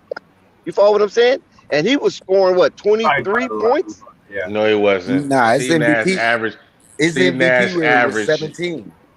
17 points. Steve Nash was an average between 17 and 19. He was never over 20. 19? Yeah, I don't think he ever averaged 20. Wow. Okay. Well, he never 19. averaged 20. So if he run up, and plus Lonzo is, bro, that's he why won Shaq- twice He won back to back. back-to-back. He won back to back. He beat out Kobe and he Shaq beat out was Shaq. Yep. You know what I'm saying? Yep. So but Shaq mad at that. Shaq's still mad at that. Yeah, he's still mad at that. Yeah, but that's the thing, and I'm thinking that he can get to 18 points a game, because I agree that they will have a lot more possessions. But my thing is that Lonzo shouldn't have to average 20 because he has DeMar, Vucevic, and LaVine. That's going to be the 20-point scorers on the team. Lonzo needs to get his points as far as the 17, 18, and then basically rack up on assists. Okay, but you think DeMar's going to run with him? Yeah, DeMar's going to run with him. DeMar is still pretty athletic, man. He just dunked on like hella people. Man, DeMar was dunking on people last season. I know, but that was out of a slow offense. Okay, can I? We already know Spurs is. Yeah, you guys. I'm gonna say this. DeMar wouldn't go there if he wasn't ready to play fast. DeMar playing free. Yeah, man. DeMar wouldn't go there if he DeMar wasn't can't run. play fast. DeMar is still one of the top athletic players in the league. Okay, whatever happened to Murr? Murr, what happened to you? Guys, give Rave a Look how second. awesome Give Rave played a that structured second. system. He Murr gave got drowned out. 7. I'm still here. Can you hear me? Yeah. Okay. Now, I was asking you about is DeMar is he gonna constantly run with him, or you know what I'm saying? How they gonna do that? DeMar is fairly athletic. He still can run. It's not like basically he got dirt knees on the court. Okay, gotcha. Can I say my disagreement on why I disagree? Please, Ray. I think, Murdoch, you're looking at the way a lot of everybody else is looking at it. Because you have DeMar, Zach, Vooch, everybody. When you said that Lonzo scoring 20, what does that mean for DeMar? That means DeMar is a guy who's been there, done that. For example, Derrick Jones Jr., he probably will be used a lot in the regular season. Do you think he's going to be used a lot in the playoffs? No, because I think you use your veteran experiences and players to use it when you don't need to crack and pressure and play that playoff type of energy. You're not going to use a whole bunch of players off the bench, and you're going to, like on the regular season, you're going to have a lot of the young guns using their time to use that long 82-game stretch. You want a team that is healthy as can be going into the playoffs as much as you can, wherever you know what I'm saying? Because if you're healthy in the playoffs, then you got yourself an attack you can do on these top big dogs, as in Atlanta Hawks, then the Nets, and the Bucks. I don't think they brought DeMar to show what he got. They did. DeMar Hold on. He was focused on about overcoming the hump that people put on him. The stigma that they keep saying that he can only go to a certain amount of playoffs and stop. And I think he wants to go out there and get championships. Zach LaVine and Lonzo are the ones who's more focused on, I want to show you what I got. Lonzo, I want to be an all-star. Zach LaVine, I'm worth that money. I'm worth that max. So I disagree just because we're just because you're looking at a lineup of Zach LaVine, DeMar, and Vooch, everybody's a 20-point scorer. But that don't mean I see DeMar going out there trying to dominate the whole regular season. I don't see that. I think they brought him for veteranship. All right, so allow me to rebuttal that. All right, so if DeMar actually wants to take a basically become the fourth option on the team, then I can see that. However, Rave, you have to remember who's in the East right now. The East is stacked. They do not have the luxury, especially the early parts of the game this season, to relax. DeMar has to play. DeMar has to go out there and get buckets. They don't have the luxury. They don't have the luxury of basically DeMar actually saying, "Oh, I'm just going to take a break," or no, because if they do that, then they fall behind. It's hard to catch up because of how thick the East is right now. And it benefits Lonzo. Exactly. Okay, but who said they're taking a break? When we say that Lonzo can go up in there in numbers, hold up. When we go up there, when we say Lonzo can go up there scoring in numbers and being more of the option into scoring, that doesn't mean we ain't gonna use DeMar DeRozan for situations, important moments within the game. Whoa. I don't think anybody said that. I don't remember anybody. No one ever said that DeMar DeRozan is not going to be used for situational basketball or crucial points in the game. The issue is that DeMar DeRozan is going to have to play 30 plus minutes a night because they do not have the luxury of actually just sitting DeMar DeRozan and allowing Derrick Jones Jr., who's not even close to the offensive player that DeMar DeRozan is offensively and what he can give the Bulls in situational basketball. And why would you? DeRozan is capable, so. Derrick Jones just an idea. Do you think like with DeRozan and Vucevic, maybe they're possibly trade bait for the deadline? Nah, not this year. So I'm just saying, like, if this is Zach LaVine's team, I mean, someone gotta go. Like, I could see them going for a big name player. I really could. And I don't know, but hey, Ray, nobody said that. I don't think anybody said that. Kids sound cute. Whoever's got kids sounds cute. I was just saying that it's a long regular season, right? And we want the team to be healthy as possible to give ourselves a shot in the playoffs. Yes, we do. In order to do that, someone might have to take a little bit of a hit. Not saying that DeMar ain't gonna get his, but DeMar, he don't sound like he worried about trying to prove something. He sounds like he's a guy that wants to go out there in the playoffs and get himself a ring and finally shut the haters down of saying he can't get over the hump. Instead of looking at him like, oh my God, we got another 20-point score, I think we should be looking at him like, oh my God, we got a veteran presence that's going to help us in the playoffs. And I think that's how the Bulls look at him. But the thing is, Ray, I'll show you. I can't wait till the season starts. But the thing is, Ray, they need both from DeRozan because DeRozan is the second best player on that team now. So they have to have him to step up. If anybody that's going to take a hit offensively to allow Lonzo to shine, it's probably going to be Vucevic. Right. Because they need DeRozan. They need that second creator offensively to give Zach LaVine a break from doing that. As well as they need someone, as well as basically, they're going to need him because look who they're playing the first 20 games of the season. They need DeRozan more than anything those first 20 games of the season. He's going to be playing 30 plus minutes a night, guaranteed. He's going to have to play. Granted, basically, you do want him to be healthy. Maybe if they do play one of those bad teams that they can basically beat the wheels off of, then yeah, I can see DeRozan sitting. But how basically their schedule is set up, they're in the thick of it, and the East right now is too thick to allow players just to sit because of the luxury of it. They have DeMar DeRozan. DeMar DeRozan has to play. He has to play just about every night. If you look at it, I wouldn't be surprised. Wait, bro. Hold on. I wouldn't be surprised if the Bulls actually start Ball, DeRozan, and LaVine at the same time. I could see that. I mean, they're wing defenders in a way. So, I mean, they have no choice but to start them at the same time. They got to, right? That's what I'm saying. Like, look how much money they're paying them. They better start them. And they might lack a little bit defensively, but offensively, that's scary. I mean, Merk. Yes. You said the East is too thick. Yes. It is thick. What do you mean by that? meaning basically that there's a lot. It's deep, meaning there's a lot of good teams in the East. So you have the Nets that's good, the Milwaukee Bucks that's good, the Atlanta Hawks that's good, the Miami Heat. The Miami Heat that's good. Celtics, We don't can know. talk about the Knicks, but the Knicks still have Randall. They still might Get off be my pretty Knicks. good. Get off my Knicks. So Get off my the Knicks Knicks. is probably still going to be good. So you still got other teams in the East that are pretty good that they're going to have to fight against to get into the playoffs. We don't know about the 76ers. They're a wild card. We don't know about the Sixers. They're a wild card.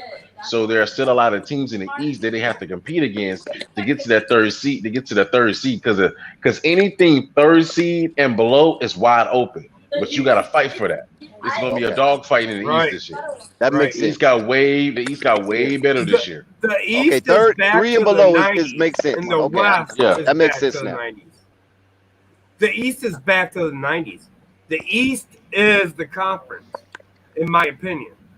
If you look at the West, we got the Lakers, and then I can say there's 4 or 5 teams in the East that would actually beat Utah, Denver, beat the Clippers, anyone down on from there. I'm being real. Look, like the Lakers, okay, they got one good team in the West. But if you look at the East, Clippers? and you look A healthy at the Clippers? Nets and the Bucks, and you look at, I'm telling, yes, a healthy Clippers, yes. Kawhi ain't the guy anymore. He's not gonna be. The Claw was good. He was great. Thank you. Show me more. I'm telling you, the East is deep, and he's right. East is very deep. I think we're like 5 teams deep, and they got 2. It's a different NBA right now. So a healthy disagree with Denver. that. Yeah, exactly. So a I healthy disagree with Denver, that. a healthy Suns, a healthy Lakers, a healthy Jazz, and a healthy Clippers. That's not deep. The Suns 5 teams. are the Suns better than the Bucks? Clippers No, is not because they lost. No, Okay. they're not better than the Bucks. Exactly. Are the Suns better than the Nets if they're healthy? No. No. Are the Suns better than a lot of these teams? No. Suns made Only this 2 was- teams. That's it. Look, Only look, 2 I'm teams. Only 2 saying, teams. I'm saying if you look at last year's playoff run, if we learned anything, injury was the only reason these 2 teams actually made it. But the Bucks were healthy. And the Suns were healthy. That's why they made it. That doesn't mean they're the best 2 teams in the NBA. I'm saying everybody in the West jumped to the East. You look at But the all the Sun- top players, they went to Tricky the Nicky, East. the Suns was the number 2 team in the West all year long. Yeah, well, in my opinion, they're like the 4th or 5th best team in the West next year.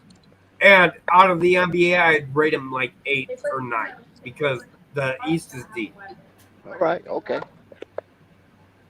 I just think the West have more teams, but okay. They don't. You're right. I mean, if Utah is good and Denver can step up and, Jamal Murray coming back healthy and Donovan Mitchell being healthy, I can see it. But if we're going to – but what I'm saying is different. It's a different cat. It's like they are different now. I mean, It's listen, an Eastern. the West is still good.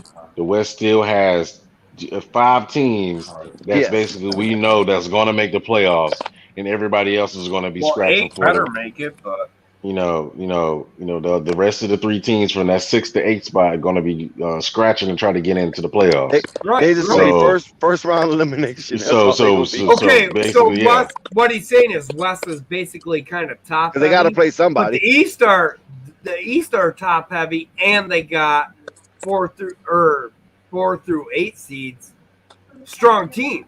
I agree that the East is deeper this year, but to say that the West is a slouch I disagree with that point. No, they are. I disagree with that point I because disagree with you the West, too. because you can, I don't care, but because I still think there's still great teams that's in the West right now, so that's how I feel about that. I said, like I said, in the West is 5 teams in the West if healthy. Yeah, Remember we said if healthy. Yeah, it's 5 teams in the West is healthy. That's definitely going to make the playoffs. Even with the Nuggets, right, with Jamal Murray out, Jokic carried that team to the playoffs. Yes, by himself. Most definitely. That's why he MVP. You know, basically, Luka has been dragging the Mavericks to the playoffs. You know, the Mavericks to the playoffs. Right. They probably be another first round exit. Yeah, they will be. Ben the MVP. So they'll be a first round exit. You know, that's typical. You know, they don't have nobody else on that team except Luka and Kristaps Porzingis when he wants to play. And Hardaway. That's true. And Hardaway ain't hitting on nothing. He fills his gap. Are you guys talking about the Dallas Knicks? You know, they just signed Frank Ntilikina. Like, oh my God, funny. they got KP. Let me see how far the needle going to move. Tim Let me see how far Jr. the needle going to move. Like, who do they want? Waiting on the needle to move. That needle ain't moving none. I'm still waiting on the needle to move. That needle didn't move any. You just signed Frank Ntilikina. What does that do for your team? Nothing. Oh God. Shoot, he was drafted that high and became nothing. Exactly. And that's the thing I don't like. Is everyone's getting Lonzo, but no one talks about everybody else in that team, everybody else in that draft. Like, what happened to Dennis Smith Jr.? What happened to Frank Ntilikina? These guys, Dennis Smith Jr. is out of the league right now. Yeah, they sent him to the G League in New York and then basically traded him away. He was a lottery pick that's out of the league. Yeah, yeah, like that's terrible. Shoot, Lonzo been playing better than Malik Monk, and he was a lottery pick. Right. Mm-hmm.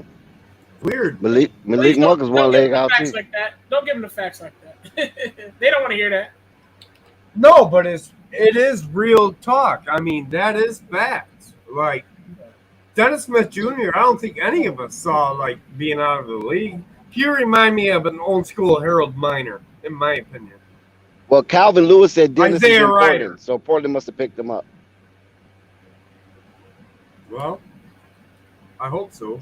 Yeah, somebody in the chat named Calvin Lewis with a North Carolina Tar Heel. Well, I'm gonna believe him then. I didn't see that, so Avatar I will believe says him. Dennis is in Portland. I don't know where the hell Dennis at. Yeah, man, Dennis went You know, MIA after that one Maverick season. Good. You know, after that one Maverick season, he went missing. You know, that's as you say, Dex, there's an APB out on him. Exactly. I don't know what his charge is going to be when they catch him. Yeah, like that guy's got talent, so you know, I hope he does. Dennis? Yeah, he does. Dennis He had talent. We don't know where it went though. It just magically disappeared. Well, that's what I'm saying. But shout out to Dante. I hate to say that about. Hey, shout out to Dante. Player. Thank you, Dante, for amazing your time up here, man. It's been great with you. Yeah, he stayed longer than I expected. Yeah, most definitely. Usually we get an hour out of Dante. Yeah, he get an hour. Get an hour, and he gone. Yeah, he got school in the morning. Dude's got some knowledge, though. I like that guy. Most certainly, man. Dante, you know, Dave James too. You know, excuse me. Superstar, Dave James. Superstar. There you go. Because I don't know who Dave James is, but I damn sure know superstar Dave James. Dave James got knowledge too. And listen, everybody that's in this panel, man, appreciate y'all for coming, though. You know what I'm saying? Real shit, man. We just being real on here and great talks, man. At Dex, we appreciate you every time you come up here, man. You give us the facts, the information. You know what I'm saying? That Yes, all sir. that, Shout out, Ray. Shout out. Tricky, you know what I'm saying? A lot has happened, but we moved on and we're doing better, man. We're going to I got nothing but love for you, Ray. Man. And Murgod, man, hey, do keep doing your thing, man. You know what I'm saying? All love to you, bro. Hope everything goes well and everything. So appreciate you, chat. Everybody, man. You want to come up here in the chat? You can talk too as well, man. Hey, Ray. What's up? Can I ask you a question? What was that? What's that? So, do you think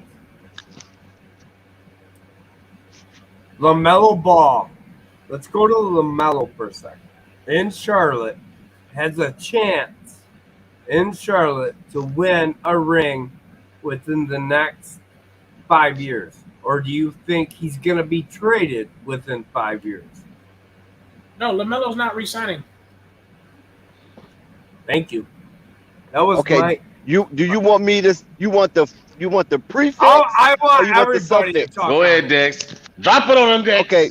The prefix is hell, and the suffix is no. No. That was awesome, Dex. That was Hell no. Wow. Yeah, like Mike I ain't just buying don't no see ring. Michael Jordan doing enough for him. Like the last time Charlotte was good, they had Larry Johnson and Alonzo Mourning. No, that was good with they had 1 year with Kimmel. They made the playoffs. Yeah, screw that. Larry Johnson, they had a Alonzo couple Mourning years. was the They had a last couple years time with they Kimmel were when they made the real playoffs. playoff Yeah, with contenders. 2018, I believe, the last year. But I'm just saying. I hope that dude doesn't waste his time in Charlotte because he's got so much potential, and I hope he goes to New York. Listen, let me tell you something about LaMelo Ball. He's going to New LaMelo Ball. York. LaMelo Ball is too big for Chicago. I mean, it's too big for Charlotte. Right. He Okay, needs the his personality spotlight. is way too big for Charlotte. He needs to be in the Big Apple. Oh my God! Thank you, Doc. And Zion needs to be in the Big Apple. Mouth. If you can get LaMelo Ball and Zion in the Big Apple, it's over for the NBA. Oh God! Don't. It is over. I'm talking about over for at least as long as Zion stay healthy. I say at least over for like 6 years.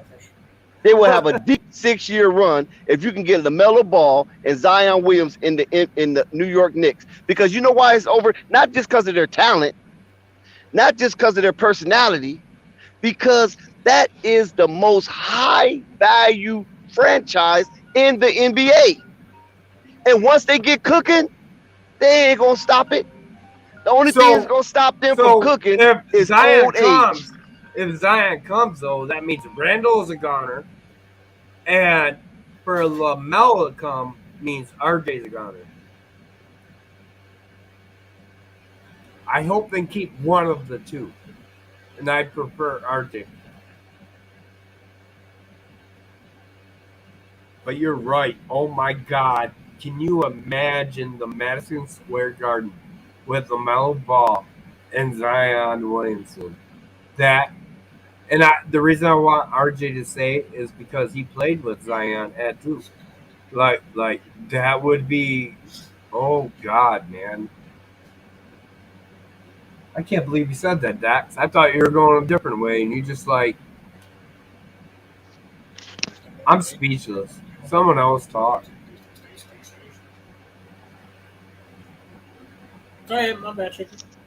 So this is my thing right here with the whole Michael Jordan scenario. Michael Jordan, he seems like Michael Jordan was a great player. Probably one of the greatest player of all. Arguably, some folks have the different opinion. I think the greatest player of all time, but everyone's different on that. However, when it comes to ownership, Michael Jordan has a history of not building teams that can really compete for titles on a consistent basis. He builds what's that word I'm looking for? What's the I can't even think of the word right now. Basically, purgatory. He builds purgatory teams that will scratch at the playoffs, so they're not good enough to get the lottery pick, or they make the playoffs as a 7 seed or 8 seed, which basically get bounced out in the first round, and they get a pick that's in between 10 and 15. They do it every year. They just got lucky the year that they got it with LaMelo, which I feel like they got the best player in the draft that year, of course. But everybody in the chat, hit those likes and subscribe, please. But that's the thing with that is Michael Jordan going to take the cachet and go out and going to acquire the players that he needs to surround LaMelo Ball in that small market? Personally, I think LaMelo Ball is captivating enough where players want to play with him. The issue is, do players want to come to Charlotte to play with LaMelo? because it may be a situation where he may have to go to a big market, such as a New York, to go to basically get the players that want to come and play with him because it's in a bigger market. Right. So, because it's like, because the thing is though, Michael Jordan has a history of not wanting to pay players Right. that money. He, it seems as though basically, he paid Gordon Hayward, but it's like, why would you pay Gordon Hayward and know that he's injury prone? But I'm guessing that was I'm guessing basically, that was because they didn't know what LaMelo Ball was going to do. But now that you got him, man, it's like Dex always says, it's like Gordon Hayward. Why don't you want to go home? Leave. So that's the whole thing with that. So Hey, JG414 in the chat. I got a question for you. How old are you? Because LeBron better than Michael Jordan? I'm sorry, man. If you grew up watching Michael Jordan and you're saying this, then I'm going to call it trash. If you grew up only watching LeBron, then I'm going to say you just don't know. Michael Jordan's the GOAT. most definitely. But listen, y'all, I gotta get some rest because I gotta get up. So I want to say shout out to the channel, shout out to Flight, Dante, VSR, Dave James, Dex, you Tricky, Rave, Shout out everybody. to Make sure you. you subscribe to their channels. Make sure you like this video right here. Get a good big shout out to Flight for having me on the Yeah, hit channel. that like button. So I'm about to go ahead and take my leave right now, man. Y'all peace. Y'all have a good night, man. Love you, man. Yeah. Good night, bro. Right.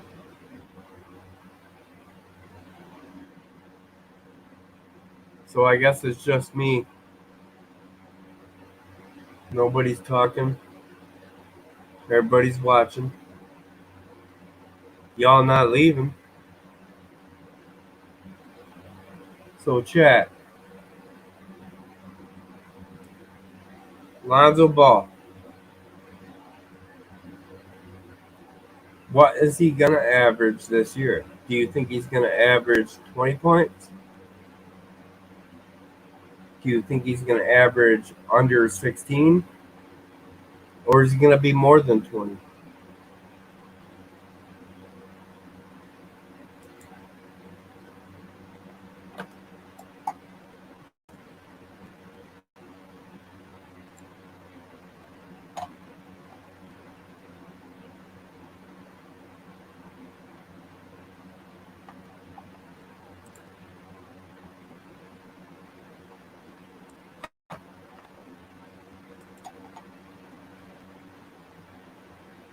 So I see Lonzo Ball averaging Nick Instance. Salute.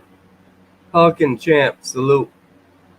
I see Lonzo Ball actually maybe averaging 20 points. And I could see the 27-7. I like that.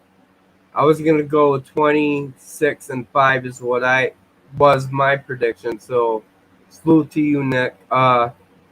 17, 18 points is too much lanes with all the spacing. TR3Y. Yeah, but I see Ball getting the minutes. Do you guys not see that, or am I talking crazy? Like Lonzo Ball, really? He came to the Bulls. He's gonna start. We know that. He's gonna get 33 to 35 minutes a game. I guarantee it. I just see him getting about 20 points, maybe 6 boards, 6 assists.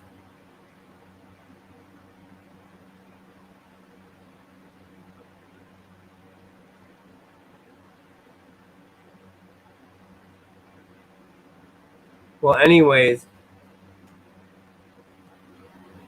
I'll give you another question. Since I'm waiting for Play Sports to come back. Do you guys think that the Bulls will be a top 5 seed or under 5 seed? Do you see them as a 5 seed and up, or do you see them as a 5 seed and below?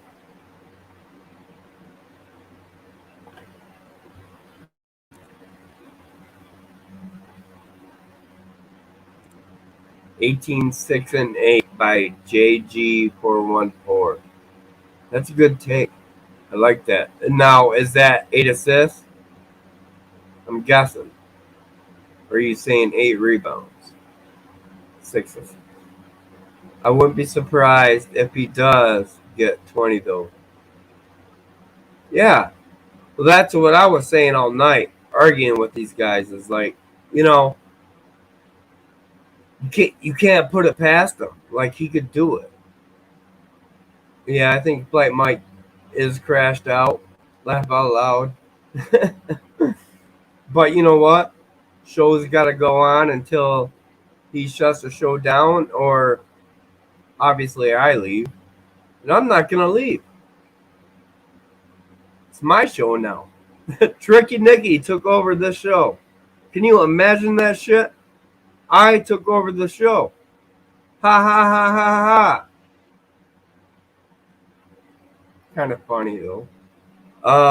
Let's go with Falcon Champ. Top 3. 5 seed.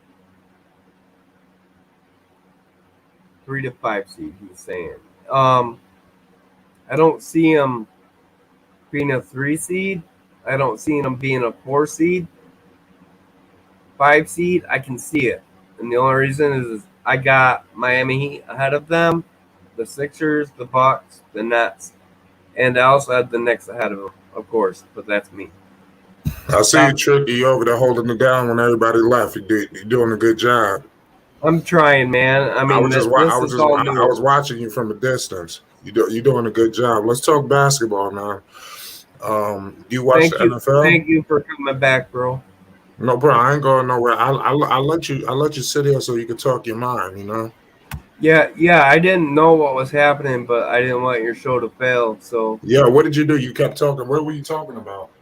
I was asking the chat some questions, and I said, do you see the Bulls being a top 5 seed and above, or a top 5 seed below? And we got a lot of fans in here saying the Bulls will be 3 to 5. We got Pelican Champ saying that. Yeah, let me see if somebody want to join you for a few minutes. If anybody want to join the chat, otherwise we'll end the stream. We'll give you about another 2 minutes to decide. But Nick Instance, you say 4 to 5 seed. You got a good point. But like I said, I just see Miami Heat being a little bit better. And I can't even, I'm probably wrong. And I'm not trying to be biased, but I'm a Knicks fan. I see the Bulls as a 6-7 seed. And it's no disrespect to Chicago. It's just where I see them. Right. If they gel, I can see the Bulls eventually. I mean, you got to look. The Nets, I said it before, you got the Bucks. Like, Celtics, yeah. No, Celtics will be behind the Bulls. So, since you're a Knicks fan, what's your thoughts on Carmelo Anthony? I love it. I hope he gets a ring. Yeah, how did you enjoy his Knicks time? Man, like when he went off in the Garden and set that record, that was amazing to me. But Carmelo Anthony, one thing you got to understand is, like, you guys all know I'm from Michigan, so like for them to draft Darko by the Pistons, and then Melo went number 3. Oh my God! So you're looking at the guy I always wanted. That's crazy. Went to Denver, but I'm a Knicks fan, and then I finally got him in New York, and then just like I love Melo. I have another funny thing. No, people forget all about the Knicks time. They forget about Amari Stoudemire. Do you feel like Amari gets lost out the shuffle because he caused a lot of destruction with his injuries and his contract? Well, he punched that fire hydrant, and I believe he deserves everything he got. Like honestly, I would rate Tyson Chandler on the Knicks above Amari, in my opinion, because he was a team player. Amari wasn't happy here. I don't know what happened, and honestly, like Amari on Phoenix was really good, but when he came to New York, like there was a switch that flipped or something. And I don't know if it was Linsanity, because I know Melo was part of that, but like I really can't say anything bad about Amari. Like he was a good player that first year before Melo came. Like he carried us to 51 wins, I think it was. And then Melo came, we got 55 wins or something like that. But Stoudemire, he wasn't a long-term guy. Like he wasn't. So right. You ain't lying about that. So what you about to say? I was just about to say he didn't want to be here. Who? Hold on. Jaggy 414 Tricky. Who better, Melo or Zoe? Well, I got to give it to Carmelo, just based off of his career. Do I think Lonzo Ball has the potential to be better?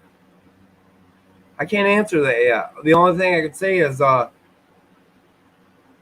Lonzo Ball's got to find his right spot. He's got to find the team. And what I mean by this, it goes with anything in life. You got to find the people you like to be around. You got to have the right teammates. You got to love the people. You got to love to fight for the people you're playing with. So if Ball finds this in Chicago and the coach gives him the minutes and respects him and allows his effort to show, then yeah, maybe Lonzo Ball will be better than Carmelo. Well, wait, Carmelo? I think he meant LaMelo. Oh, definitely not. If you're talking LaMelo Ball, I think younger bro got him on this one. Yeah, I mean, that seemed to be the consensus thought. That's why I can't wait for this season. They should have started that game with opening night. Right. What the hell are we waiting for? Right. Yeah. So, what are you most looking forward to this season, Trey? Actually, I'm looking forward to seeing how the East compares towards the Western Conference team. Question: I don't think I ever asked you this. What you think about Luka Doncic, man? Because I know he's a great player, but it's been a minute,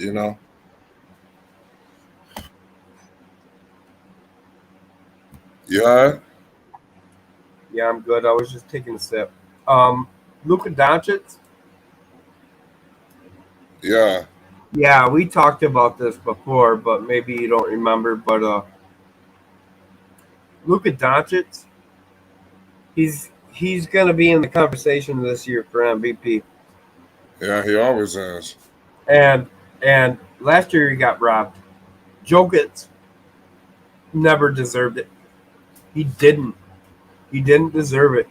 Luka Doncic should have won it last year. We all know that. But that's all right. That's the way politics and the NBA works sometimes. Yeah. There's a lot of politics in the game. But the thing about Luka is, though, like they put KP around him and Tim Hardaway. Tim Hardaway's doing what he should do. But if we're going to be honest, Hardaway's like a role player, right?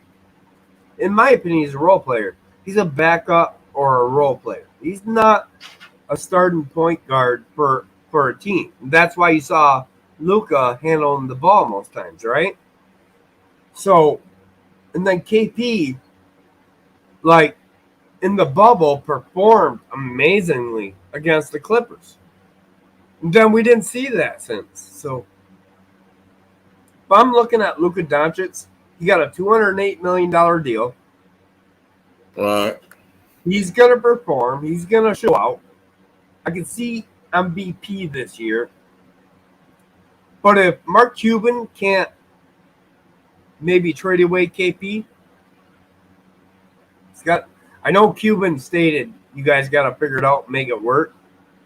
But honestly, if Cuban goes that stance, then it's not going to work.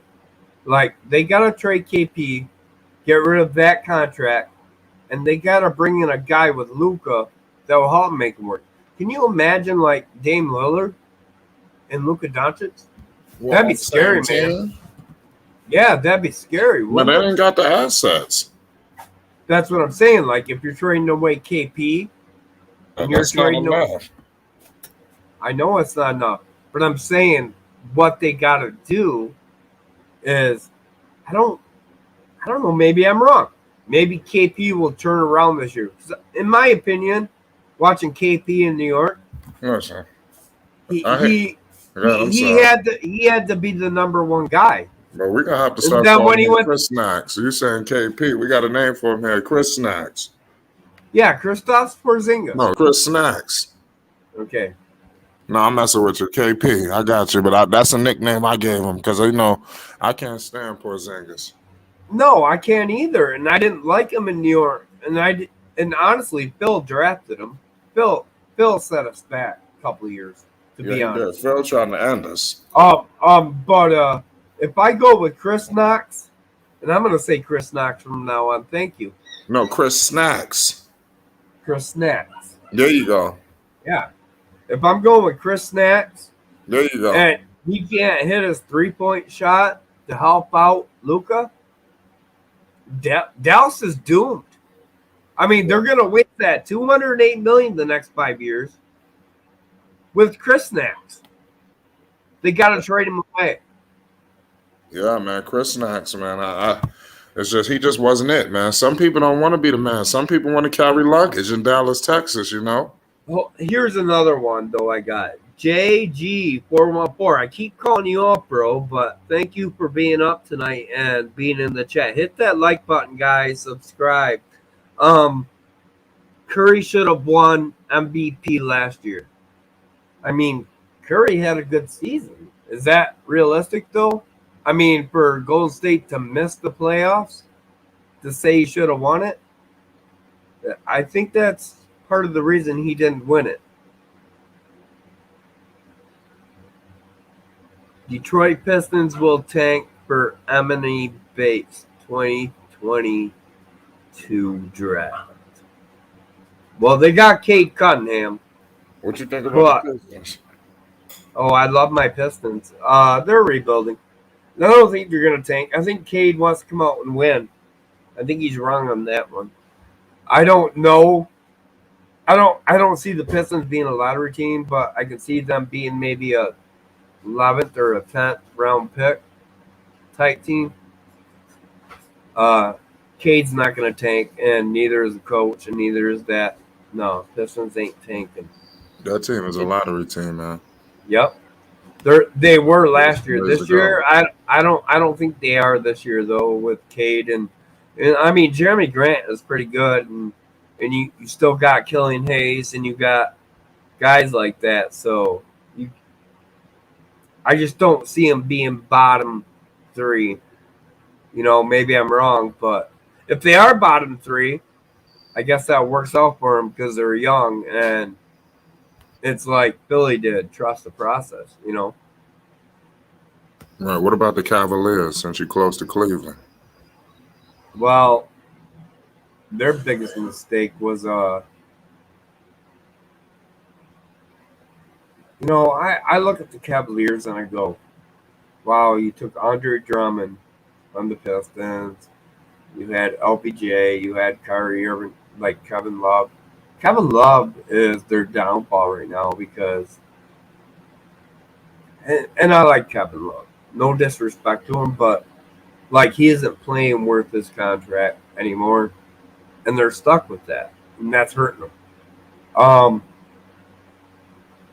But the Cavs, Colin Sexton, he's real. He's going to be really, really good, and people know this. And anybody that thinks Colin Sexton isn't real, they're crazy, in my opinion. Colin Sexton reminds me a lot of a young Kyrie Irving. Like, maybe he doesn't have the ball handles, but the way he offense and runs a team. Yeah. He plays the game, though, offensively. He's an offensive point guard. And that's why I compare him in a way. And being on the same team, obviously. But they got a bright future. And drafting Evan Mobley. Wasn't it Evan Mobley? I think it was. Yeah. That's going to be a good young core too. So something to watch out for right away. I mean, they got nothing, but that's a good team. I mean, that's a good young upcoming team. But when I think of the Cavs in my head, because I'm an old school guy, I think of Mark Price, Brad Doherty. I think of those days, Craig Elo, when Jordan hit the shot, so it's hard for me to think about it that way. I got you. But it's been nice out here today with you, Trick. We about to get up out of here. Yeah. Like I said, everybody hit that like button. Most definitely hit that subscribe button. It's Flight Sports TV. We're going to be back tomorrow, Trick. I appreciate you holding it down. Hey, no problem. I'm going to leave studio, and I'm going to allow you to close it, brother. Thank you for allowing me on. Flight Sports TV, man. That's my dude. I rolls with him. You heard what the man said. It's Flight Sports TV.